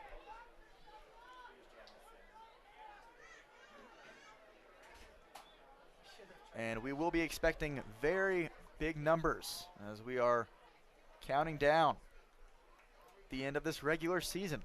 Felt like just yesterday we were starting out with a 3-game set against the Big Sticks in late May. But now we are turning into August before too long.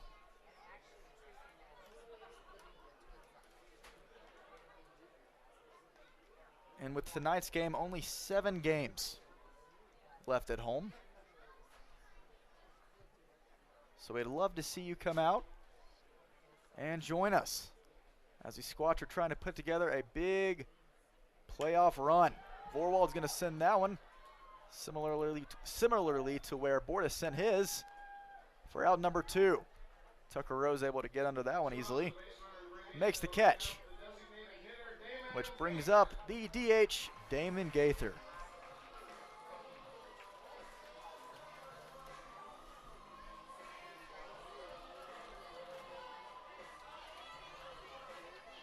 So 72 pitches now for Brady Nelson.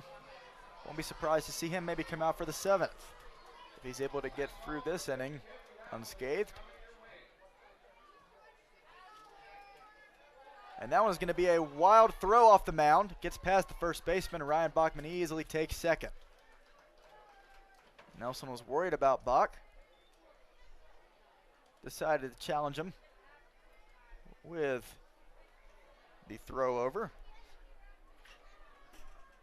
but throws it low and in the dirt.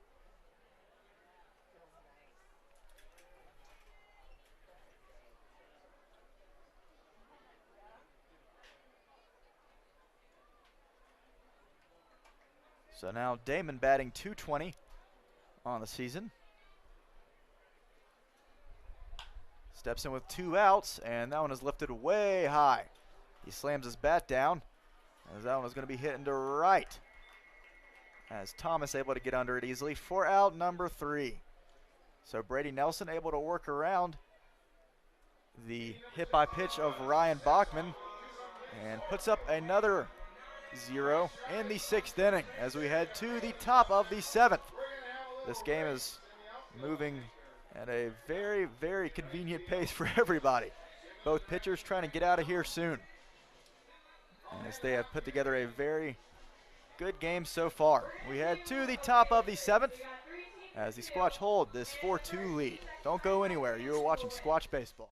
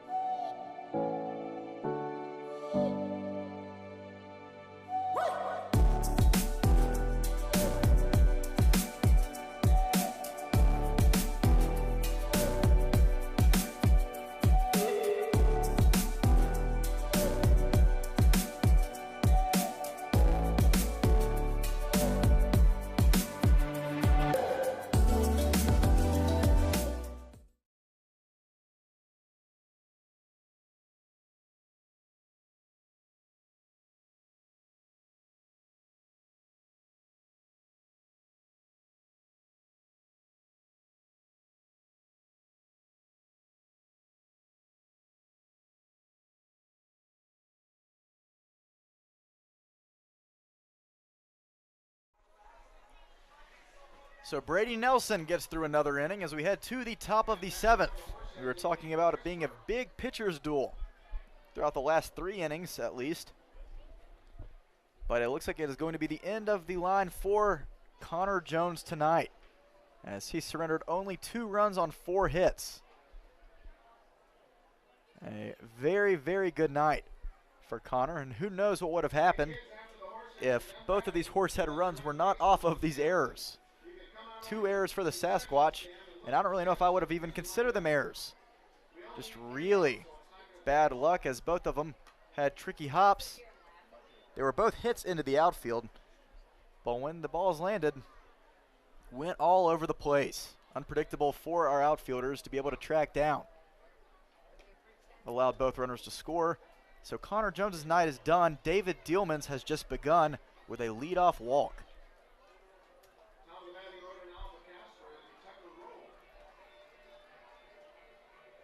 So with a 2-run lead and the Horsehead offense with the lineup rolling over, never want to take your chances. Tucker Rowe is stepping back in as Chris Burke was just walked.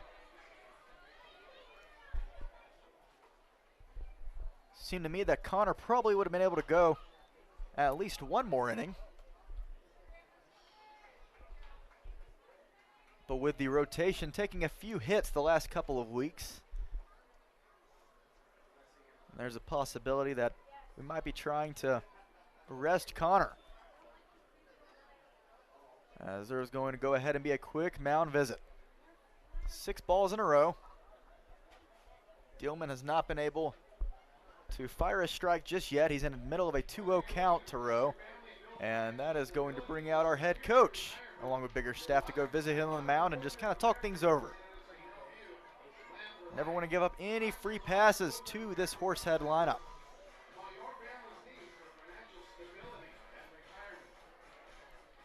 It's easy to look at the Casper record and say that, or maybe just be deceived that they might be having a bit of a struggle this season, but they have found a bit more of a stride, a lot more momentum as a team collectively the past few weeks.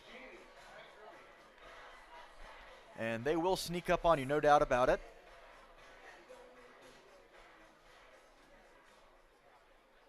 So Dielman needs to find that command, as he hopes to do so here with a 2-0 count. And Rowe waited for David to fire that strike. He does. It is now 2 balls, 1 strike with a runner on first and nobody. After he hit Ryan Bachman with 1 out in the 6th inning, he worked around the next 2 Sasquatch bats to retire the side.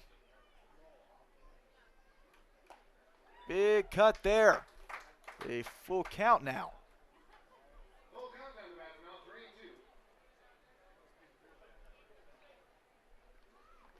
But either way, now it is David Dielman's time on the mound. Doesn't want to give these Horsehead hitters any ideas. The payoff pitch outside. So now runners on first and second, nobody out, and the crowd quiets down just a bit. Back-to-back walks now, and that's going to bring up Hillman Truss.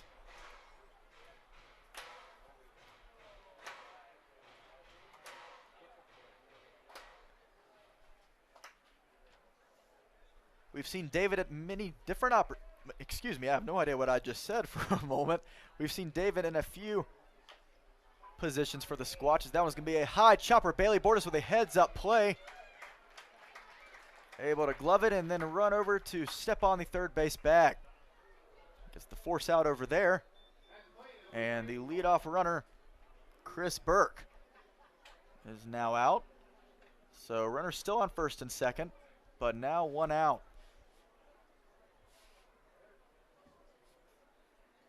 Really changes the situation here. Great heads-up play there from Bailey. Understanding where the runner was and applying step on third in time. But now David's going to have to work around the heart of this order. Braden Morrow followed by Bradley Fleener.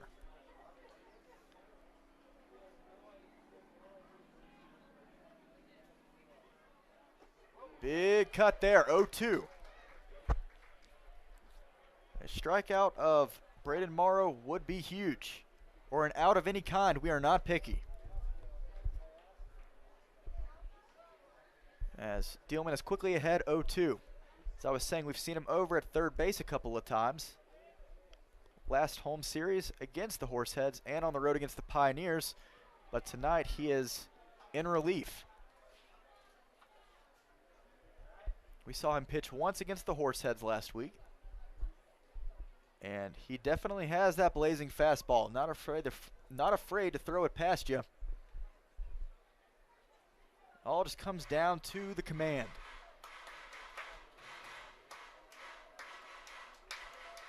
We hope he can find it here and trick out Braden Morrow.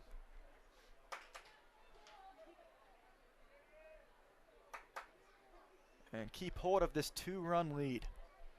The 1-2 now. Upstairs for ball 2.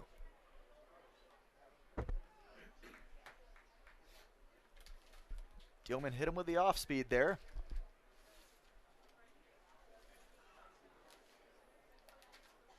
So now count runs even. Runners on first and second, 1 out. The pitch outside.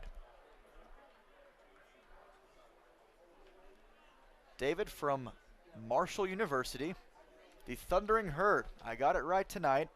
I was trying to figure out where in the heck they were from earlier, what their mascot name was. The full count and the dirt. So now bases are loaded and only 1 out. So 3 walks in the inning for Dielman. And this game has become lot more nerve-wracking, I might say. As Bradley Fleener steps in, the cleanup hitter tonight. And for a reason. Batting .314 on the year.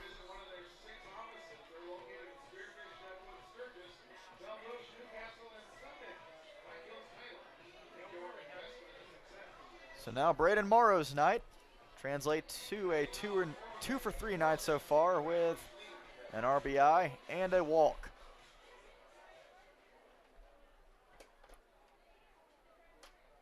Fleener has struck out tonight.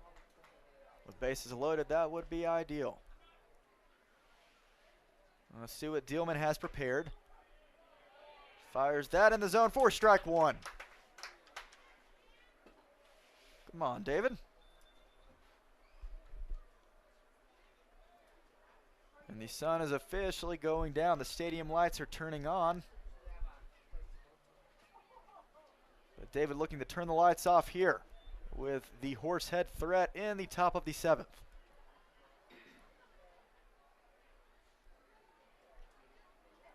And he's locked in a count now. 1-1 against Fleener. The first baseman, he is going to hit that one. That one is going to score at least one. They're going to send the runner around third as it drifts into left field. And that is going to be a tied ball game. Bradley Fleener does his job, scores 2 guys. His bases were loaded. And we're all tied up at 4 with only 1 out and a runners on first and second here in the top of the 7th. So now another mound visit here, and we'll see if we have someone else getting ready. It is going to be a new pitcher coming out of the dugout. We've had somebody in the bullpen for the last few minutes, and we will see exactly who that is. It is J.D. Kirshner. So the end of the night for David Dielman. Retired 1 guy, but unfortunately 2 guys, 2 Horsehead hitters crossed in that time span.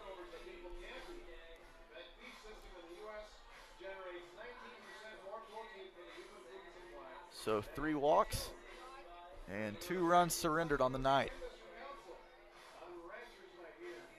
He had the blistering fastball, just did not necessarily have that command that we were talking about. As JD is getting ready on the mound for a few minutes, he'll have a few warm-up pitches. With runners on first and second, still 1 out in a tied ball game. We're going to focus for a few moments on where we're standing so far in the division here in the second half. The Badlands Big Sticks have really found their stride and have done more of what they did in that first half. They now own that 11-7 record, 11-7 record, and the Squatch have it even at 500, a 9-9 record. So what we need to be focusing on so far are the Canyon County Spuds, as we've been going back and forth with them so far throughout this season. And with the Big Sticks currently in first place for the second half of the season, if that were to remain in place, the Squatch need to make up 2.5 games to catch up with the Canyon County Spuds to make the playoffs. As the second half winner at that point would then be allocated to the team with the best overall record on the season, which so far the Spuds have that advantage over us. But luckily, Canyon County has hit a bit of a rough patch in their season. And with 5 games against the Big Sticks next week and 5 against the Horseheads left, we have plenty of time to make up that ground in the standings. So do not think for a second that we are not right there with the Spuds. The Squatch are far from out of the race.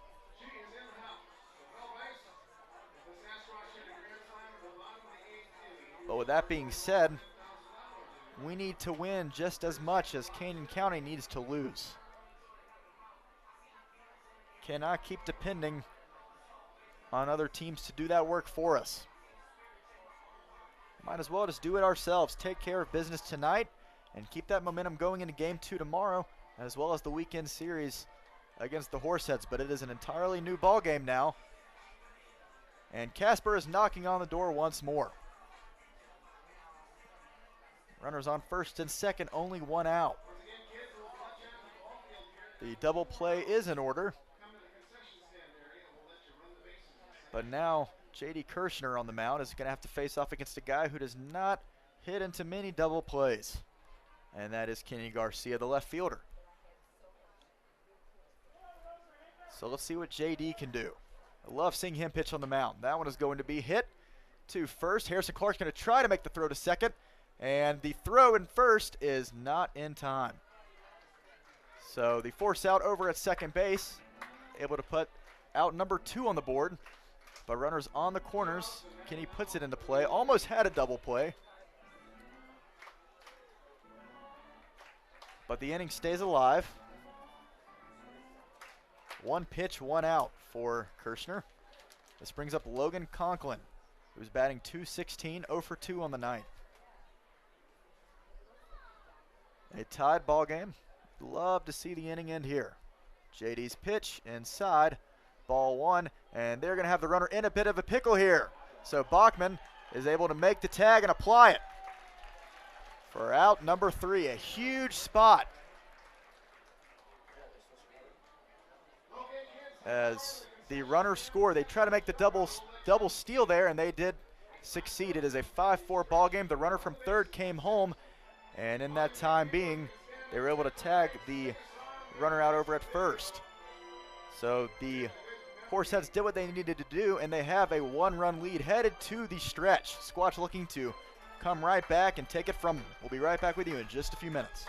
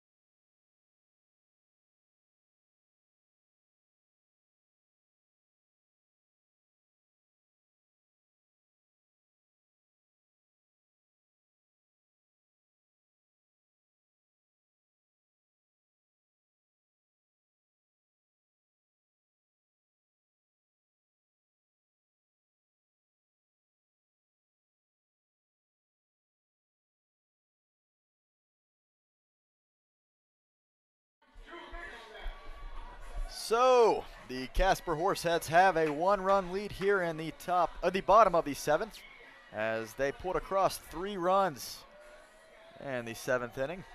But this is summer ball after all. Who's to say that we can't do the exact same? We've done it plenty of times before, and with it is the end of the night for Brady Nelson. The Horseheads will turn to Ryan McClelland coming out of the bullpen, facing off against Drew Biggerstaff. After David Dillman came in and left with bases loaded, only 1 out. A knock that scored 2. And then a run after Biggerstaff behind the plate threw to second to try to tag a runner out. Seemed to be one of those double steal scenarios. Very good heads-up play from the Horseheads to take the lead. Biggerstaff's going to send that one deep out towards left field, out on the track, right next to the wall. Garcia able to make the catch for out number 1. Great lift there from Drew. Hit it deep, hit it far, but just a few feet short.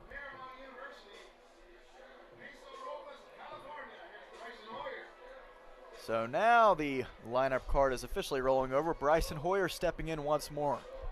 Bryson has had a great season at the plate ever since he joined us about midway through this summer. 1 for 3 tonight, batting .293. Great leadoff guy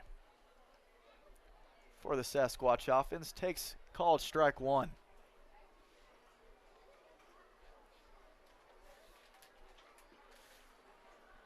A 5-4 lead now for the Horseheads. The Squatch need to win this game.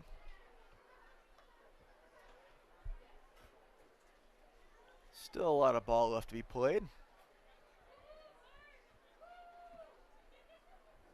And 8 more outs to work with. We can do something with that, and only a 1-run deficit. McClellan's pitch, and Bryson sends that one out of play next to the concession stand.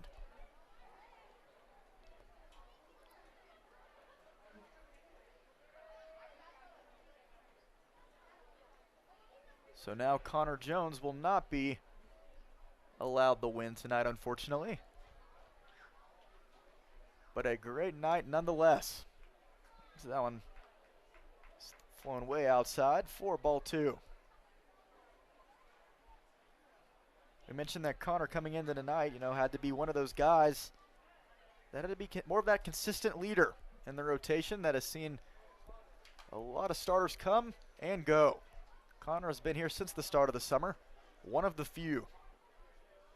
As guys like Kenji Miller, Ethan Stady, Jackson Betancourt, plenty of guys who have seen the beginning of each game. They have headed back to their respective universities. But Connor has been great, to say the least.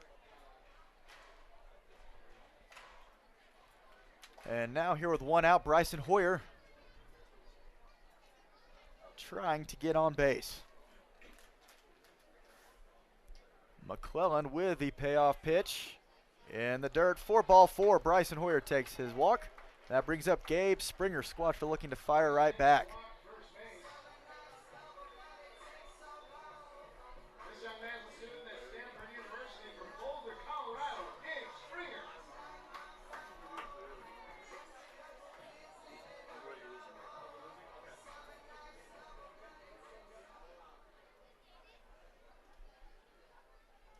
So with Nelson leaving the game, losing 4-2 originally, he will not be tagged with a decision either way. So the game decisions will be down to both bullpens as we approach the last few innings of game 1. The 0-1 from McClellan. Springer's going to fire that one just foul. Grounds it down third base line.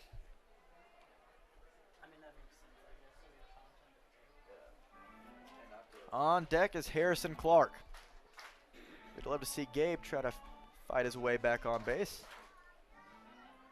He's quickly down 0-2. With a power bat like Harrison, you love your chances with runners on. The pitch. Up in the zone. For ball 1.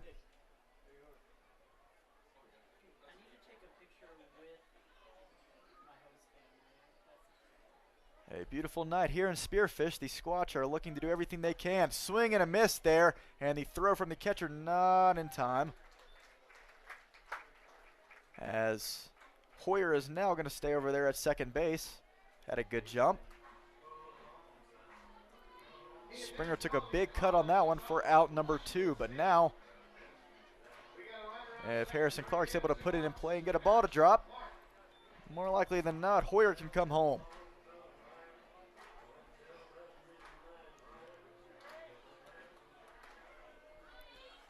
So Harrison, the last hope here in the 7th inning. Still lots of baseball left, but you never want to be playing the numbers game with how many outs you have left.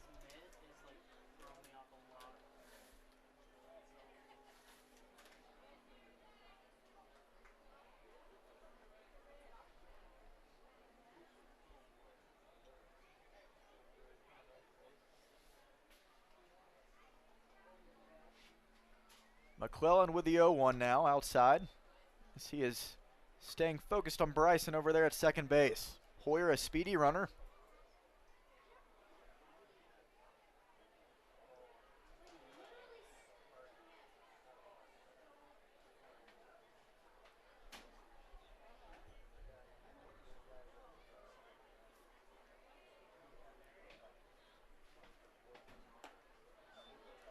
And that one's taken outside for ball 2.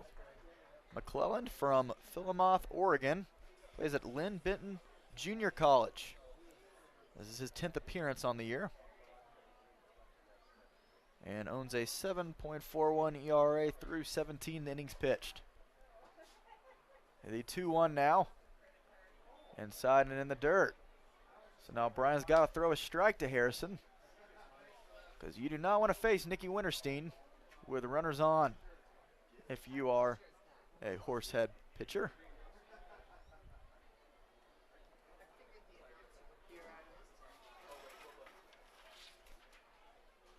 So 3 balls, 1 strike, and Hoyer on second base, 2 outs. The pitch, and he pulls that one just foul. Down third. This is what we were talking about. You know, the Horseheads have found a way to sneak back into these games. They will retaliate, and they will give you everything they've got. And when you mess around for just a few minutes and allow these runners to reach, they will take advantage. So now McClellan back in another payoff pitch with Clark. And a swing and a miss there. Hoyer would have easily taken third, but Clark unable to catch up to that fastball there from Brian McClellan to retire the side. So Horseheads pull across 3 in the top. Squatch can't do anything in the bottom of the 7th. We head to the top of the 8th and a 1-run deficit. Looking to turn that around sooner rather than later. We'll be right back with you in just a few minutes. You are watching Squatch Baseball. You know the locals' choice for gaming excitement? It's the Lodge at Deadwood Gaming Resort. With new games arriving every month, our selection of slot machines is the freshest in town. You can always find a game with our card tables open 24 hours a day. And parking is free and easy at the Lodge, with the area's largest free parking only steps away from our front door. Enjoy spacious and comfortable gaming at the Lodge at Deadwood, the locals' choice.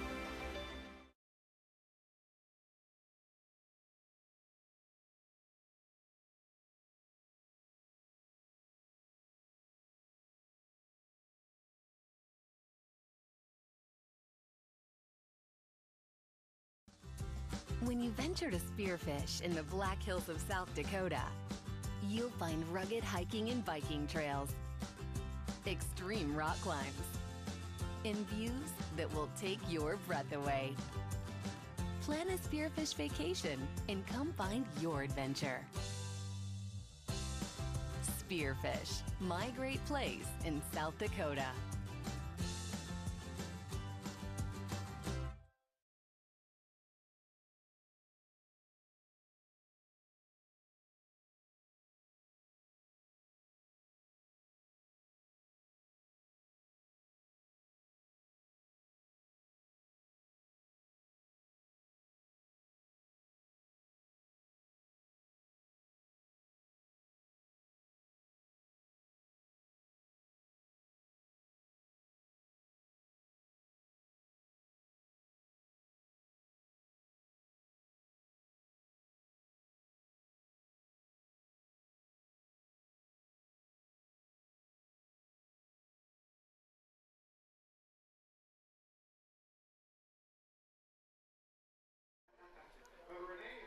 So 6 more outs for each team here in game 1 between the Sasquatch and the Horseheads. J.D. Kirshner back out on the mound against Logan Conklin. Fires that one outside for ball 1. We just had a frisbee toss a few minutes ago in between innings, as Johnny McHenry, the newest member of the Nationals organization, signed with them this afternoon, was throwing out frisbees, and everyone wanted that one. Who knows what it'll be worth in the next few years. We hope a lot. As we had Johnny with us in the booth earlier tonight. Bit of a farewell. as he will be headed out of Spearfish starting tomorrow morning. Sentimental moment, but very excited to see what he has to offer. The Nationals are getting a great player in their system. And J.D. Kirshner with the 1-2, taken upstairs for ball 2. Kirshner came in the 7th inning, having to play the role of damage control after David Dillman left with bases loaded and only 1 out. 3 walks, followed by a 2-run knock, ended his night.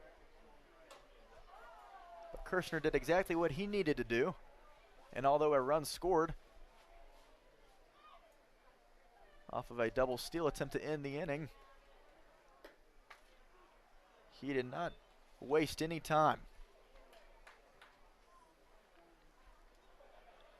But with the 6, 7, 8 guys up, you don't want to give up any free passes as well, as he is in a full count with Conklin. The pitch just outside of the zone for ball 4. Logan knew it was outside, and JD not sure about that one. Has to shake off the home plate ump.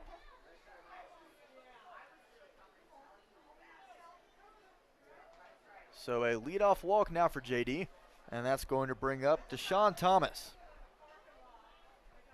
As we mentioned, we haven't seen Thomas a lot. This is only his 3rd game played with the Horseheads.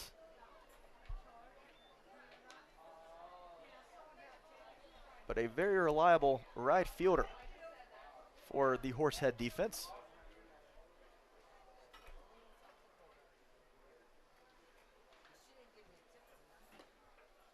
And that one can't find the zone either. So now 2 balls, no strikes.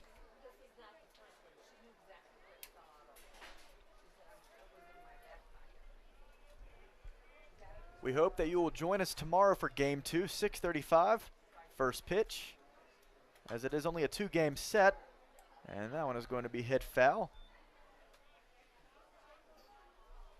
And Breeze is back over to the mound in front of Kirshner, as the count now runs 2-1. As we said, these are very important games, as we are trying to fight back here in the second half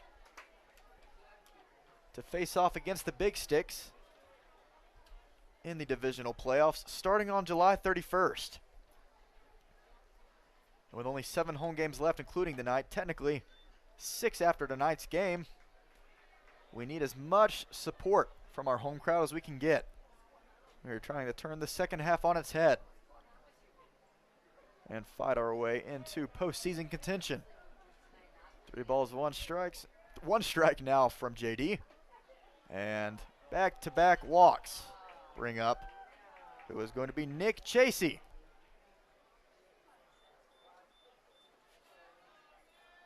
So JD not happy with himself, and there's going to be another quick mound visit. You don't want this to end up the way that it happened in the 7th. 3 runs crossed for the Horseheads after back-to-back walks to start the inning. As JD wasn't sure about a few strike calls,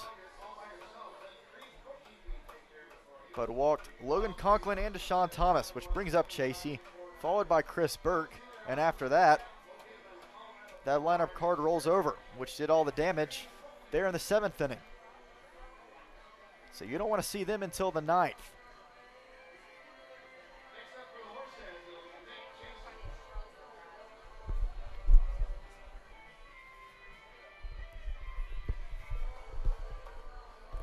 So now we're getting ready to get back into things. The mound visit concludes, and we're back into action against Chasey. The Horseheads lineup, for a lot of things, can be considered very small compared to a few other teams, including ours. As Chasey showed bunt for a minute there, and they might get this runner caught, but the throw to third is going to be in time. A great heads-up play there to get the leadoff runner Conklin, as he is now out. He tried to slide into third base, but unable to do so. A great throw from Gabe Springer, right on line to Bailey Bordas, who was there awaiting the throw, so that changes things dramatically here in this inning, as Thomas now waits over at first base, but no one over at second in scoring position. Great opportunity here for JD just to attack this guy directly. He's going to fire back to first.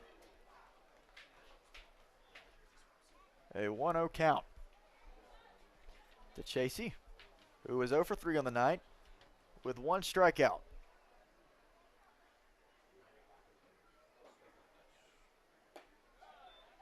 And that one's taken in the zone for strike 1.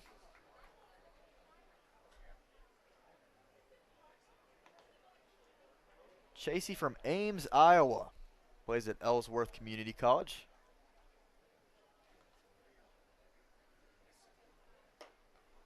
Batting .270 at the bottom of this Horsehead lineup.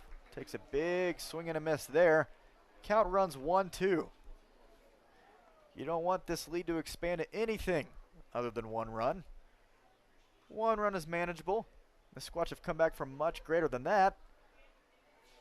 But still, especially with only a few more outs left to play with, you want to keep this a 1-run ball game, if at all possible.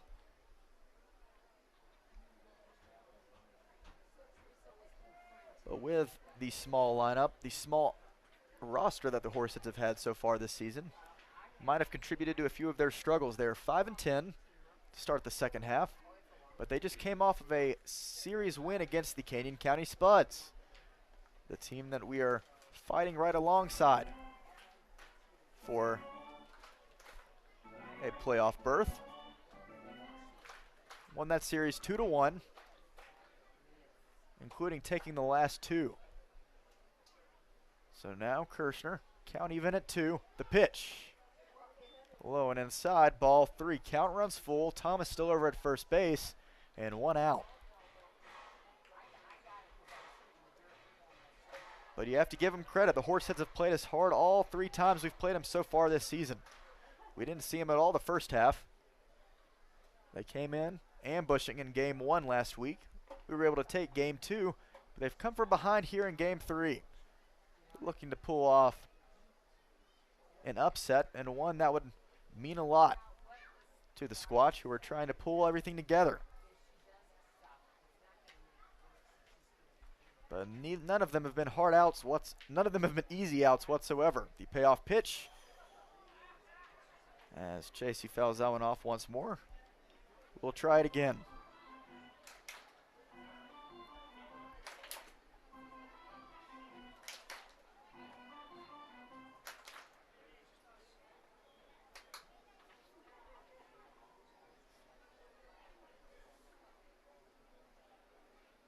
So the 3-2 JD's pitch is going to find the zone. Beautiful pitch. Takes care of Chasey, and there was no doubt about it. It was a strike. A strike 3. And now 2 outs and a runner on first base. Now you feel good about your chances to get out of this one unscathed. So 1 more here for JD, as he shows a bit of a smile as he's facing off against Chris Burke. You do not want to have to face this top of the Horsehead lineup until the 9th.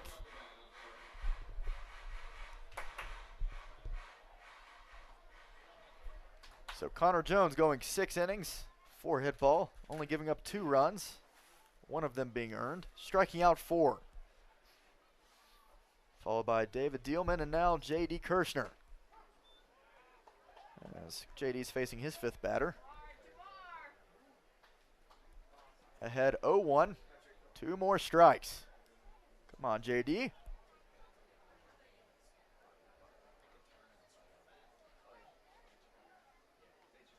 And the pitch, a little up high for ball 1. So talking about Kirshner, he joined us a few weeks ago from Lenox, South Dakota, plays at Dakota State University. He has been a huge addition to this bullpen. We'd love to see what he's able to do on the mound. He's only a couple of strikes away from getting out of this bit of a jam. A few minutes ago started out with runners on first and second, nobody out. Or first and second with one out.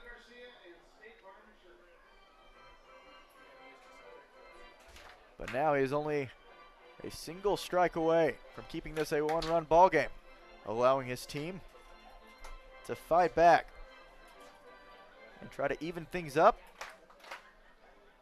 or just take it over in general. A 1-2 count. Squatch are 9-9, playing 500 ball here in the second half after we started out on a very hot note. The Western Nebraska Pioneer Series proved very costly to the second half record and losing 4 of 5 this week, as Chris Burke gets just a piece of that one.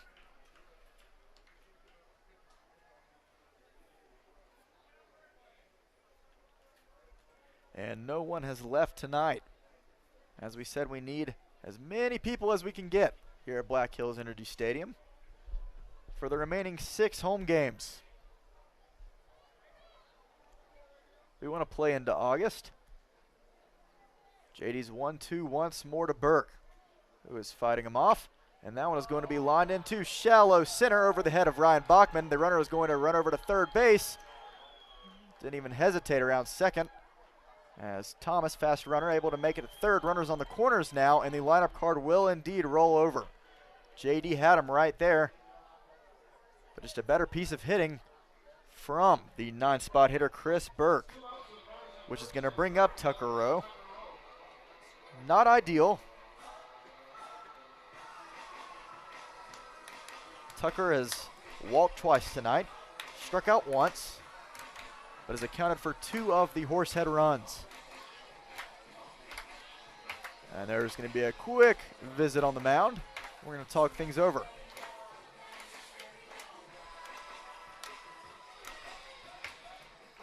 Either way, this sets up a 9th inning that will be facing at least the 3, 4, 5 hitters for the Horseheads.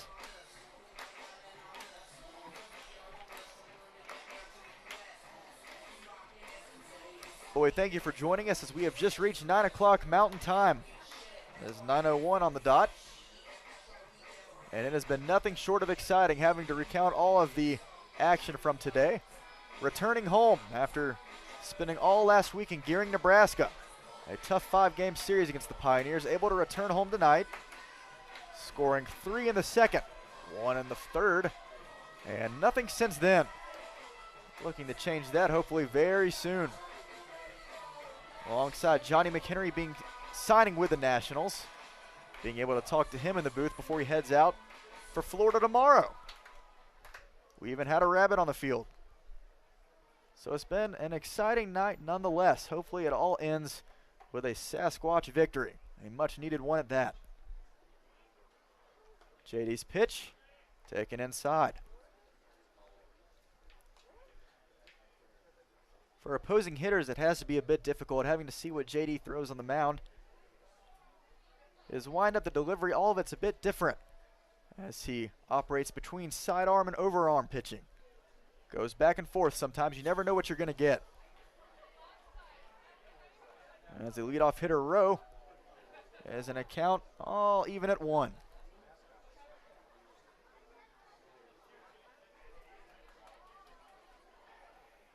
Not a cloud in the sky. July has been a great month for baseball here in South Dakota. As there is going to be a steal attempt. The runner crosses and is able to make second base. He had a great jump, no question about it. Biggerstaff didn't even try. Chris Burke, another speedy base runner, takes second. Now both runners in scoring position.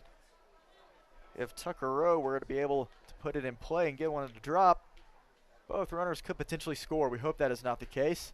But either way, JD is ahead. 1 ball, 2 strikes. The pitch to Rowe, outside.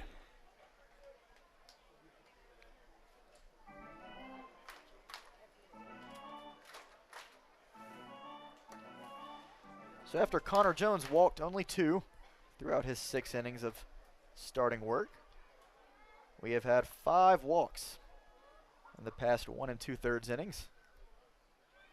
Hope that changes. Never want to give any sort of free passes to these Horsehead guys. At the plate, Tucker Rowe's going to head back to the Casper dugout. We'll see what he's asking for. New bat, that's what we figured.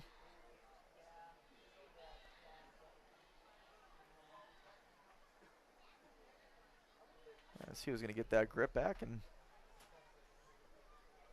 head back up to the plate. There we go.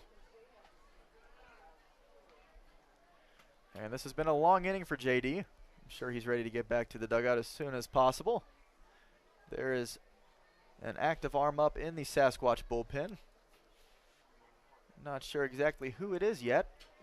We'll let you know. Looks like it could be Joey Womble.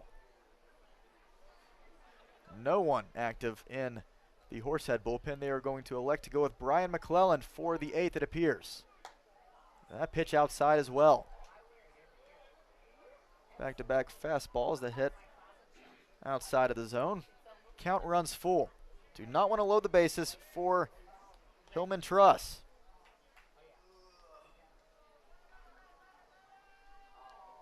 So we'll see what JD can do. The payoff pitch on the way to Rowe. And he is going to lift that one into right. Trey Vorwald racing in on it, able to make the grab. As that one was hugging the right field line, he's able to make the play, and JD gets out of this one untouched. We head to the bottom of the 8th, a 1-run deficit. We can easily take that one over. A 5-4 ball game, hopefully not for long. Your Squatch bats are stepping back out to the plate in just a few moments.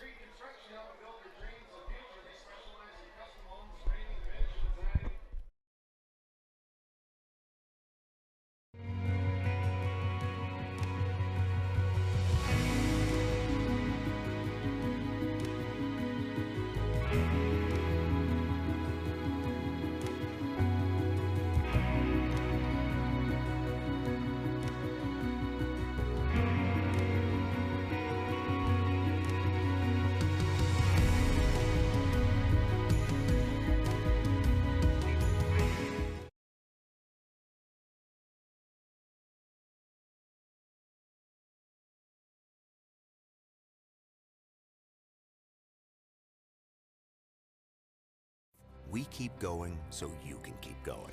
With advanced orthopedic care, technology, innovations, and treatment. So keep exploring, keep making memories, keep going with Monument Health as your partner.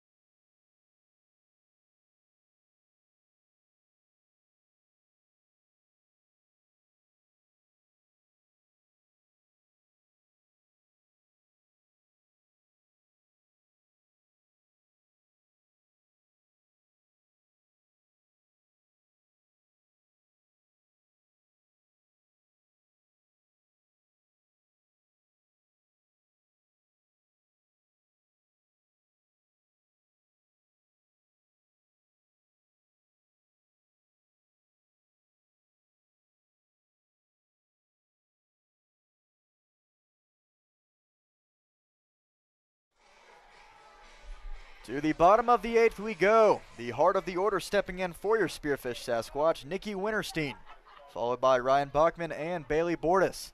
If you are looking to get something going on the offensive end, this is the time.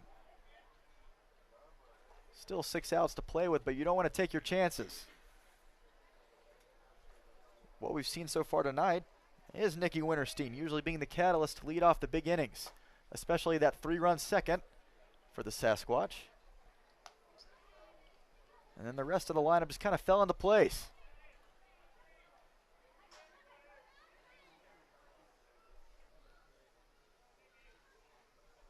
We hope that is a bit of the same situation here in the 8th inning, as Nikki has quickly had 2-0. He's going to line that one over the head of the shortstop. That one falls into left field, and he does exactly what he's been doing every single time up the plate tonight.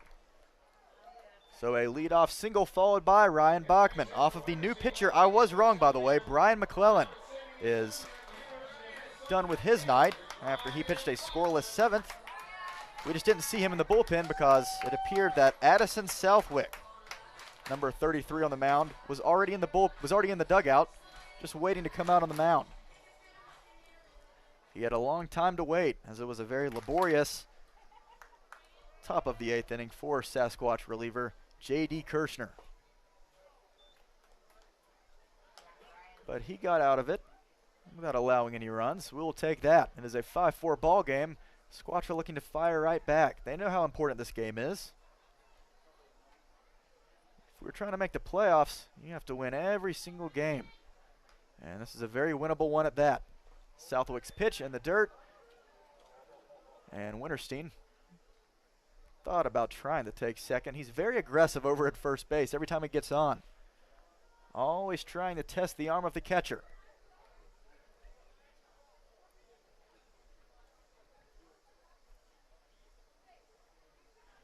A few times he's been caught stealing, but most of the time he succeeds. So why not mess with that rate, as Bachman is going to ground that one way sharply down the third base line into left field. Winterstein charges in to the third base with a slide. Runners on the corners, nobody out. We are right back in business. Squatch are not going away easily. Off the bat, I knew that one was going to drop at least into left field. Ryan Bachman barreled that one up. The third baseman, Braden Morrow, unable to do much with it. Had just to stand in front of it and hope that it was not going to nail him in the face. A high hop after initially hitting the ground.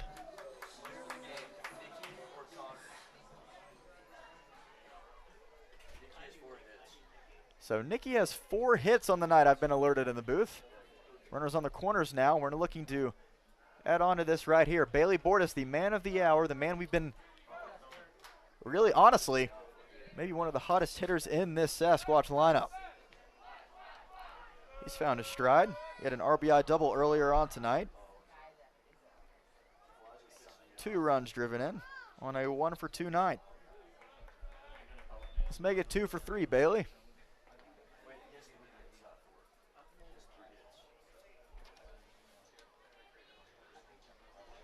Bordas plays at Cal State University Dominguez Hills and is transferring over to Cal State Monterey Bay this upcoming fall. Very excited to see what he has to do. And he is hitting his stride at the perfect time. Takes a big hack at that one for strike 2. Can't catch up to Southwick's pitch there. Fastball that clipped the outer edge of the zone.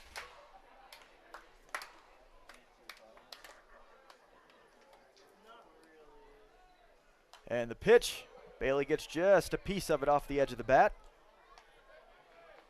So we will try again. Winterstein over at third base, Ryan at first. Nicky has seemingly just led off every scoring inning, as I mentioned. 3 for 4 tonight, accounting for 2 of those runs. And that'll pull his average up to, a meager 382 batting average. He has been seeing the ball quite well, to say the least. You can really just throw him anywhere in this lineup 1 through 9, and you will get results. We hope to see the same from Bailey here. The 1-2, swing and a miss. For out number 1, Southwick buzzed the tower on that one, and Bordas unable to catch up. So now Trey Vorwald steps in. And you feel good about your chances, Trey. A great candidate with runners in scoring position. Usually able to lean into one. Does not strike out often at all. I hope I'm not speaking anything to existence. But he is a great contact hitter. Takes that one up. Ball 1.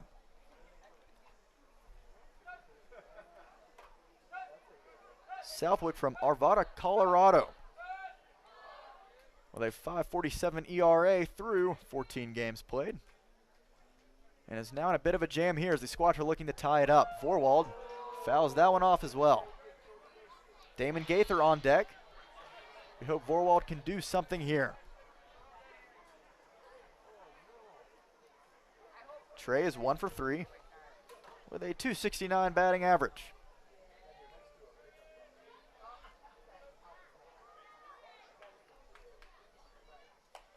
And that one's outside. Conklin had to move out of the zone to keep that one in front of him. Winterstein ever aggressive on the base paths, as we've mentioned. I'm sure that Southwick has to keep a good eye over next to him.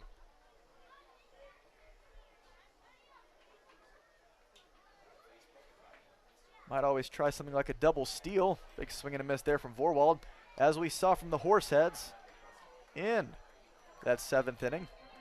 That allowed them to get that game-breaking run.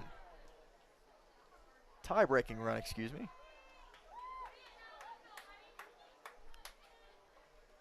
So Vorwald down to his last strike.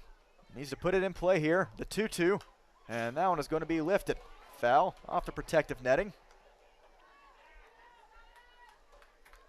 It has been a gutsy outing from both teams tonight in game 1. The Horseheads coming in aggressive as ever, looking to pull off an upset. And the Sasquatch clawing away, trying to get a game closer to catching up with Canyon County Spuds. That one is going to be off, and Nikki Winterstein is going to rest home, and that one is going to be safe.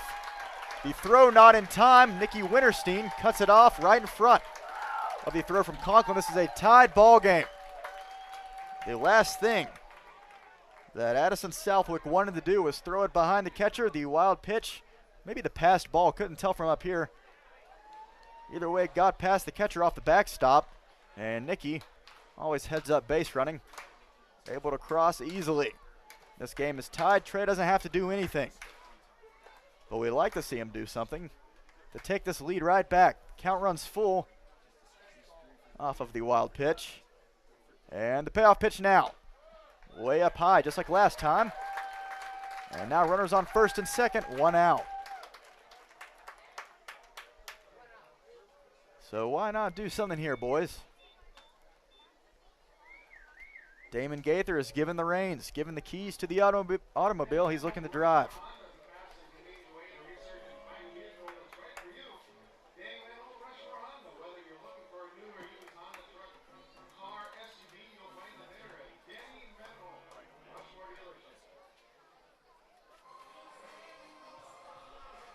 So here comes Damon, as he continues to look to keep his night going. He is 1 for 3 with a run driven in, and the Squatch have now scored for the first time since the 3rd inning. The middle innings have been a bit of an issue for the Sasquatch sometimes throughout this summer season. We've scored a lot early and late in games.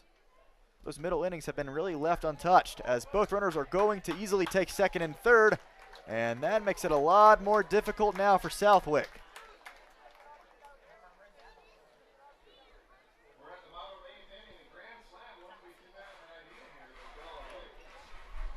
So let's see what we can do here.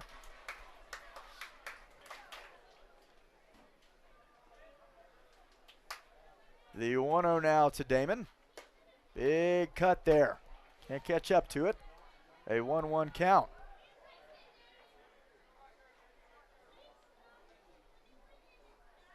Ryan Bachman testing his lead over at third. Drew Biggerstaff on deck. Southwick needs to attack Damon directly.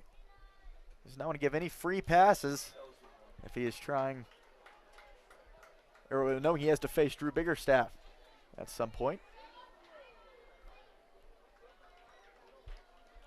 So the Squatch have fired back after a 3-run 7th inning from the Horseheads.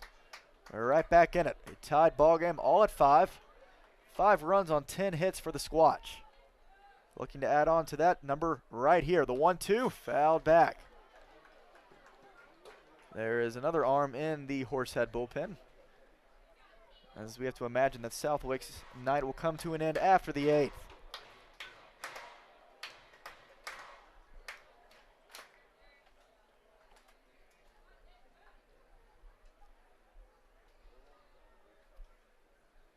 And the 1-2 now, Damon, swing and a miss. Fastball blew it right past Gaither for out number 2. And now Drew Biggerstaff, the final hope here in the 8th inning. With runners on second and third, this is a prime opportunity. Why not take advantage of it? Much easier said than done, but nothing that the Squatch hitters are not capable of and have not done before.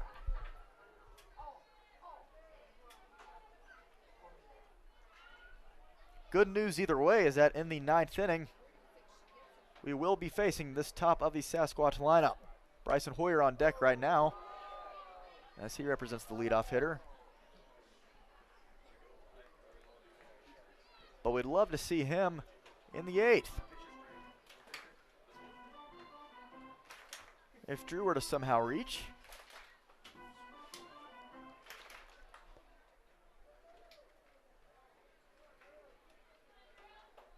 So a long game tonight. It has been a tale of two halves of this one.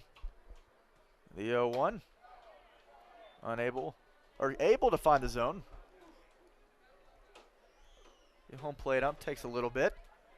Couldn't tell from up here.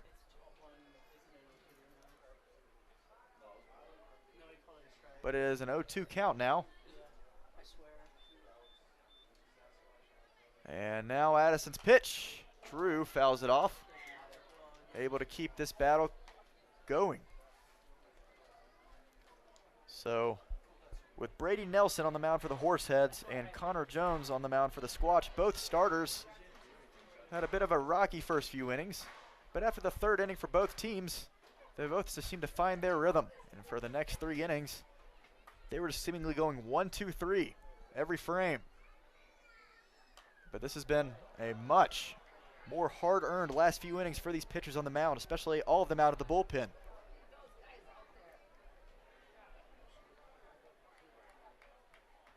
David Dielman having to face a lot of trouble giving up 3 earned runs against the Horseheads. J.D. Kirshner going 1 2/3, having to face 6 Horsehead bats. And then Southwick having his bit on of trouble right now, and that's going to be at least 1. And now Vorwald crossing home plate, and a 2-out RBI. Drew Biggerstaff does exactly what he's been trying to do. Fouled off pitch after pitch and grounds one up the middle hard. Addison Southwick has given up the lead here in the bottom of the 8th inning. Squatch have clawed across 3 runs, and it is a 7-5 ball game. And we have taken the lead once more. That is Sasquatch baseball at its finest. Scrappy performance at the plate, at bat after at bat. Until finally you get the pitch you want to see. Drew Biggerstaff squared up on one and put it in play. There was no doubt about it. So now we will see what is going on here in the 7-5 ball game.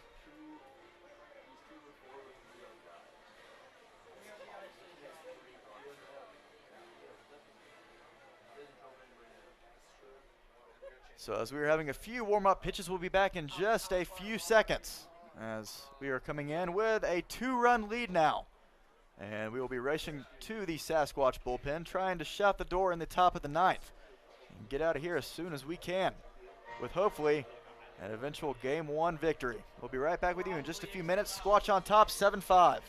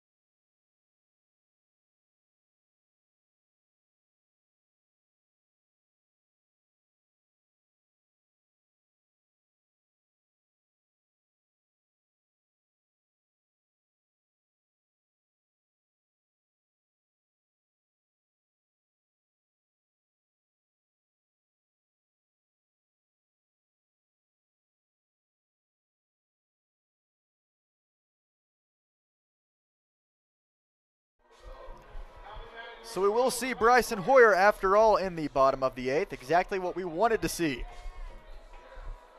The result of a 3-run offensive outburst here in the 8th inning. And we are not done quite yet. 2 outs, 1 on. Drew Biggerstaff with a huge 2 RBI knock. Just a few moments ago, grounded one right up the middle, hit sharply. Easily scored 1, and then Trey Vorwald coming around from second base. Able to account for the 7th run on the night for the Sasquatch. And now Bryson, why not extend it while we're at it? The 0-1 with the new pitcher on the mound. That is going to be the end of the night for Southwick. And it brings up Thomas Touchette. We've seen him before.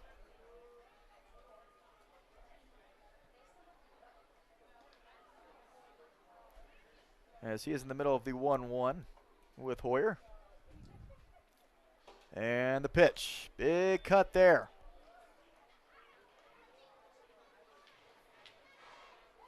The Horseheads, just as the Sasquatch, have lost a lot of players throughout the summer season, as it usually goes in summer ball. That's to be expected. But now we're into the nitty-gritty, having to figure out exactly what needs to be done to win game after game. It is never going to be easy. The Sasquatch have lost a lot of valuable assets to their starting rotation, losing at least 3 notable starters. And as that number continues to dwindle down in the last 2 weeks of this season, that one is going to get past the catcher after the wild pitch in the dirt.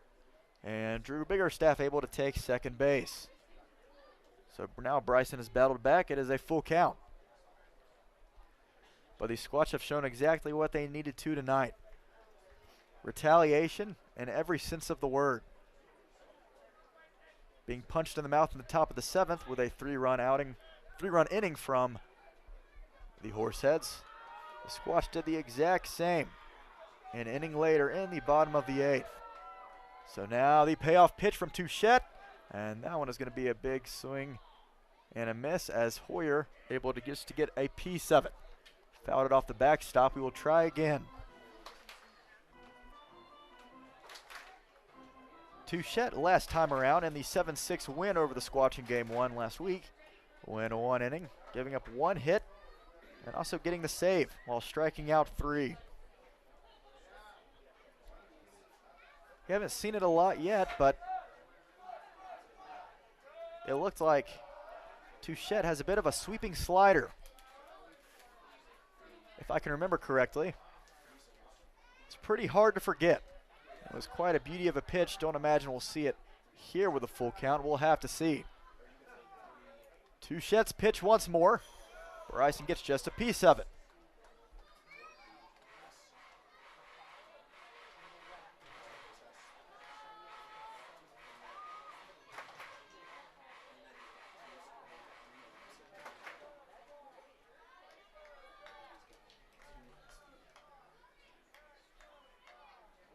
So Bryson Hoyer hanging in there, looking to keep this inning going. All it would take is the ball, the pitch, and wow. A very gutsy at-bat there from Bryson. He takes his base after the walk, but we saw more of what we were talking about with Touchette's pitch selection. And that one apparently just went outside of the zone. Great framework there from the catcher, Conklin, but unable to get as much to the plate as he would like. So now runners on first and second for Gabe Springer. Let's get a little more insurance, Gabe. You'll never mind it. Low in the dirt for ball 1.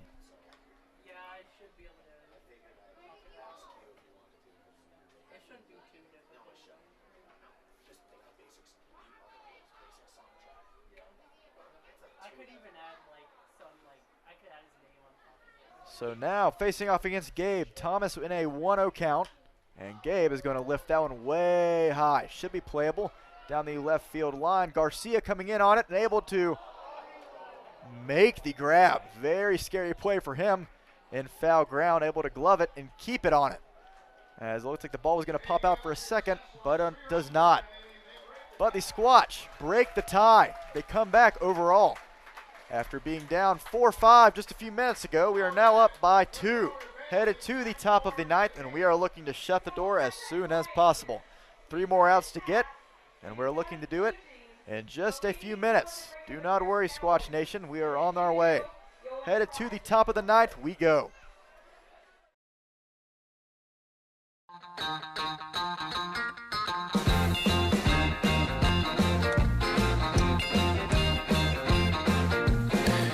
want to shout out to the world so they know my sweet baby loves me so. She got me going, yeah, she turns me on. She loves me, yeah, she loves me, and it blows my mind. Hey, nice strike. Yeah, it blows my mind. She's my lover.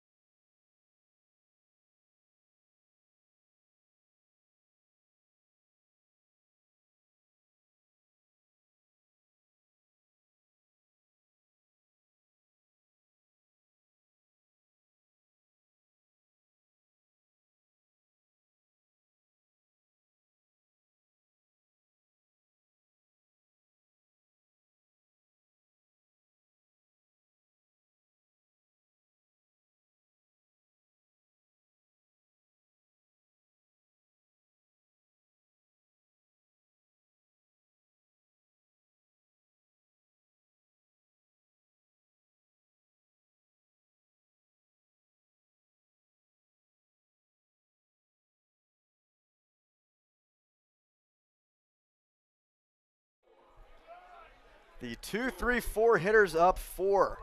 The Casper Horseheads, as we have now finally approached the top of the 9th inning. And none other than the shutdown man himself, Dylan Ritchie on the mound. Blows it right past. Truss 4, strike 1. Hillman Truss now batting at the plate, followed by Braden Morrow and Bradley Fleener. Big cut there from Truss as well. Ritchie wasting absolutely no time, firing fastball after fastball. That is his go-to pitch. And when you trust the heat as much as Ritchie does, it usually pays off in your favor. 3 pitches, 3 strikes, and a strikeout to take care of Hillman Truss for out number 1. Can't ask for much easier than that. Only going to add on to that strikeout tally, as Ritchie has had a good time so far this summer. 22 1/3 innings, now 22 2/3, and add 30 strikeouts to that total. As it's going to bring up Braden Morrow. Only 2 more outs to get. Squatch have been gritty all night. 3 runs in the bottom of the 8th have pushed us to a 2-run advantage. And there will be no one in the Sasquatch bullpen. This is entirely Dylan Ritchie's game. The 1-1, taken inside. Fastball, fastball, fastball. When it works for you as well as it does for Ritchie, why stop?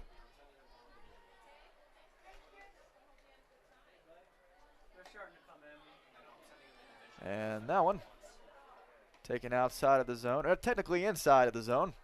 It is 3 balls, 1 strike, nobody out, or 1 out, and nobody on. Dylan's pitch finds the zone for strike 2. Braden Morrow was probably scared for a second there.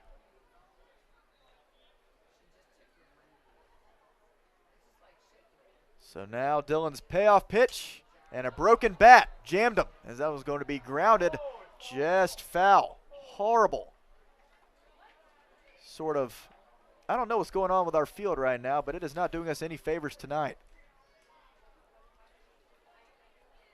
Morrow broke his bat as Richie's pitch was way in on the knuckles. Looked like it was going to be softly grounded up the first base line, but hit a patch of grass and then just went completely foul. So we'll try again. That's okay. See what Richie has up his sleeve in a full count with Bradley Fleener on deck. The payoff pitch, and that one is going to be grounded, but Bailey Board is able to glove it. We'll see if he can make the throw across the diamond. Drag Clark off the bag, but he's able to apply the tag in time. So now 2 outs here in the 9th. It was going to be a close play all along. Bailey Bordas able to glove it cleanly. Makes the throw. Harry steps off the bag and able to turn his body after catching the ball and making the tag right before Morrow stepped on base. Now down to their last out, Bradley Fleener. Unable to catch up to that one. Richie just continues to blow it past him, pitch after pitch. He has been amazing. Nothing short of it. That one is going to be lined into left field. Bailey Bordas made an incredible diving attempt, unable to come up with it. So with 2 outs, Fleener able to find some sort of gap down the left side of the infield. And this game will continue for Kenny Garcia, the left fielder. We mentioned it. The 3, 4, 5 guys are placed there for a reason. They have been the majority of runs in this Horsehead lineup. Dylan Ritchie last time against the Pioneers, as he's ready against Garcia. When an inning and a third, giving up 1 earned run, 2 hits, but striking out 4 in a 12-10 win over the Pioneers Sunday afternoon, facing 6 batters and extra innings. With bases loaded and nobody out, Dylan Ritchie came into the game and somehow got out of it unscathed, not giving up a single run in the bottom of the 9th inning. Big swing there from Kenny Garcia. And we see why Dylan has been the man on the mound to go to every 9th inning. No matter what the lead is, you trust him. He has a 4-0 record, along with 1 save, and that is going to be his 2nd of the season, as he able to take care of business, striking out Kenny Garcia for out number 3. So outside of a 2-out knock there from Bradley Fleener, 2 strikeouts from Dylan Ritchie, able to take care of business in the Squatch with one of their most gutsy performances of the year to this point. Able to fire back and take game 1 against the Casper Horseheads. After being down 5-4, headed into the bottom of the 8th, 3 runs crossed, able to take that 7-5 advantage, and Dylan Ritchie shut the door. And a perfect farewell tour for Johnny McHenry as he says goodbye to Spearfish and hello to South Florida starting tomorrow on his way to joining the Washington Nationals organization. A great night overall as the crowd is starting to filter out and the Sasquatch are about to get ready to go sign some autographs. A fun night overall. A 7-5 victory for the Squatch, and we are 1 win closer to catching up with our friends, the Canyon County Spuds, and 1 step closer to playoff contention. Well, let's see what we can do. Game after game, we just have to come out and play a brilliant one like tonight. 6 innings, only giving up 2 runs for Connor Jones, the starter for the Sasquatch.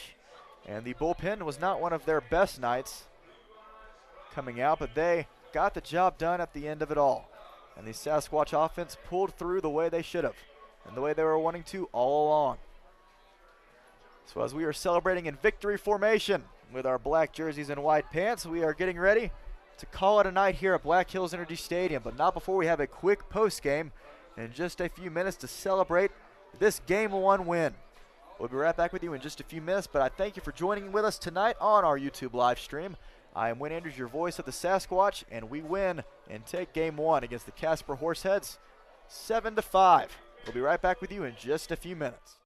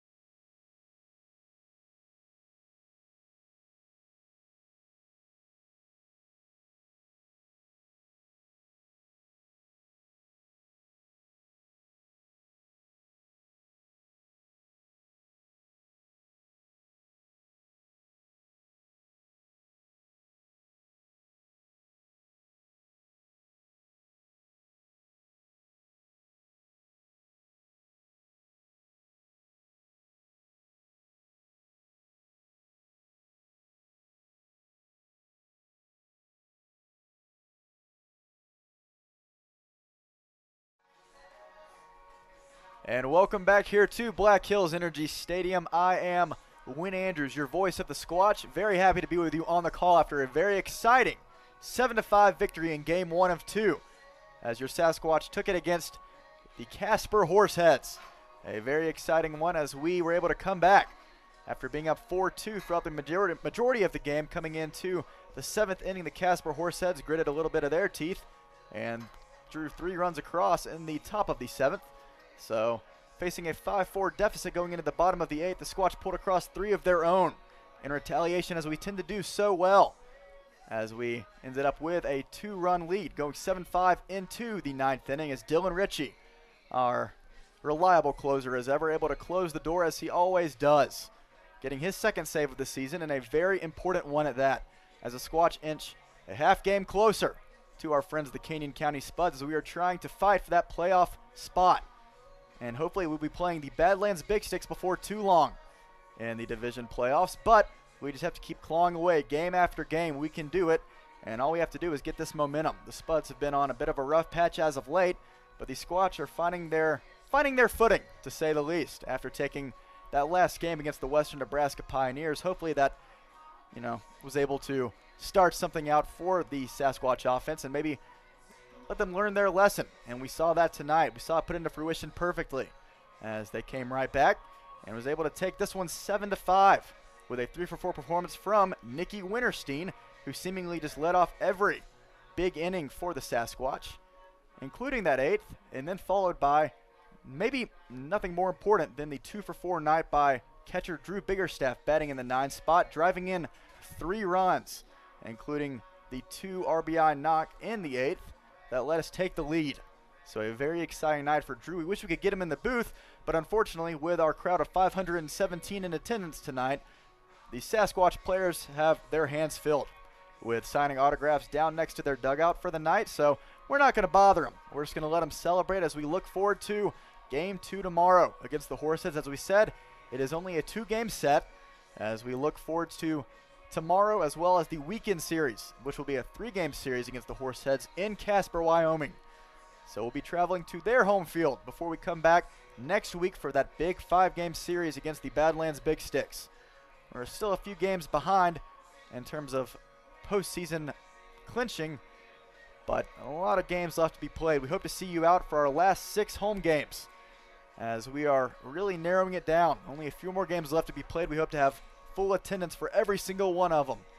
But until then, we are very glad that you're able to join us tonight. A 7-5 victory. Your Sasquatch pulled it out, came from behind, and was able to get the job done. And perhaps maybe the most important game of this season. That really helped us spark some momentum. Hopefully going into tomorrow's Game 2. A 6:35 first pitch. We'll have plenty to talk about tomorrow, especially the guys on the mound. And we cannot forget 6 innings of 2-run ball, only 1 earned from perhaps the most consistent starter out of this rotation for the Sasquatch, Connor Jones.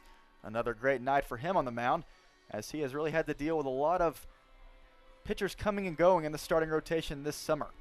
And he has not really shied away from the fact that he is becoming a veteran leader in this starting rotation for the Squatch. He showed that tonight, a gutsy outing, as unfortunately he cannot take the win, but he will take it either way, as we are looking 1 game closer to the playoffs, hopefully very soon.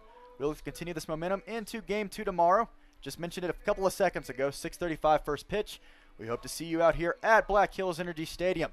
Game 2 of 2, the Squatch and the Horseheads. We're very excited for it, but until then, we are saying lights out here at Black Hills Energy Stadium.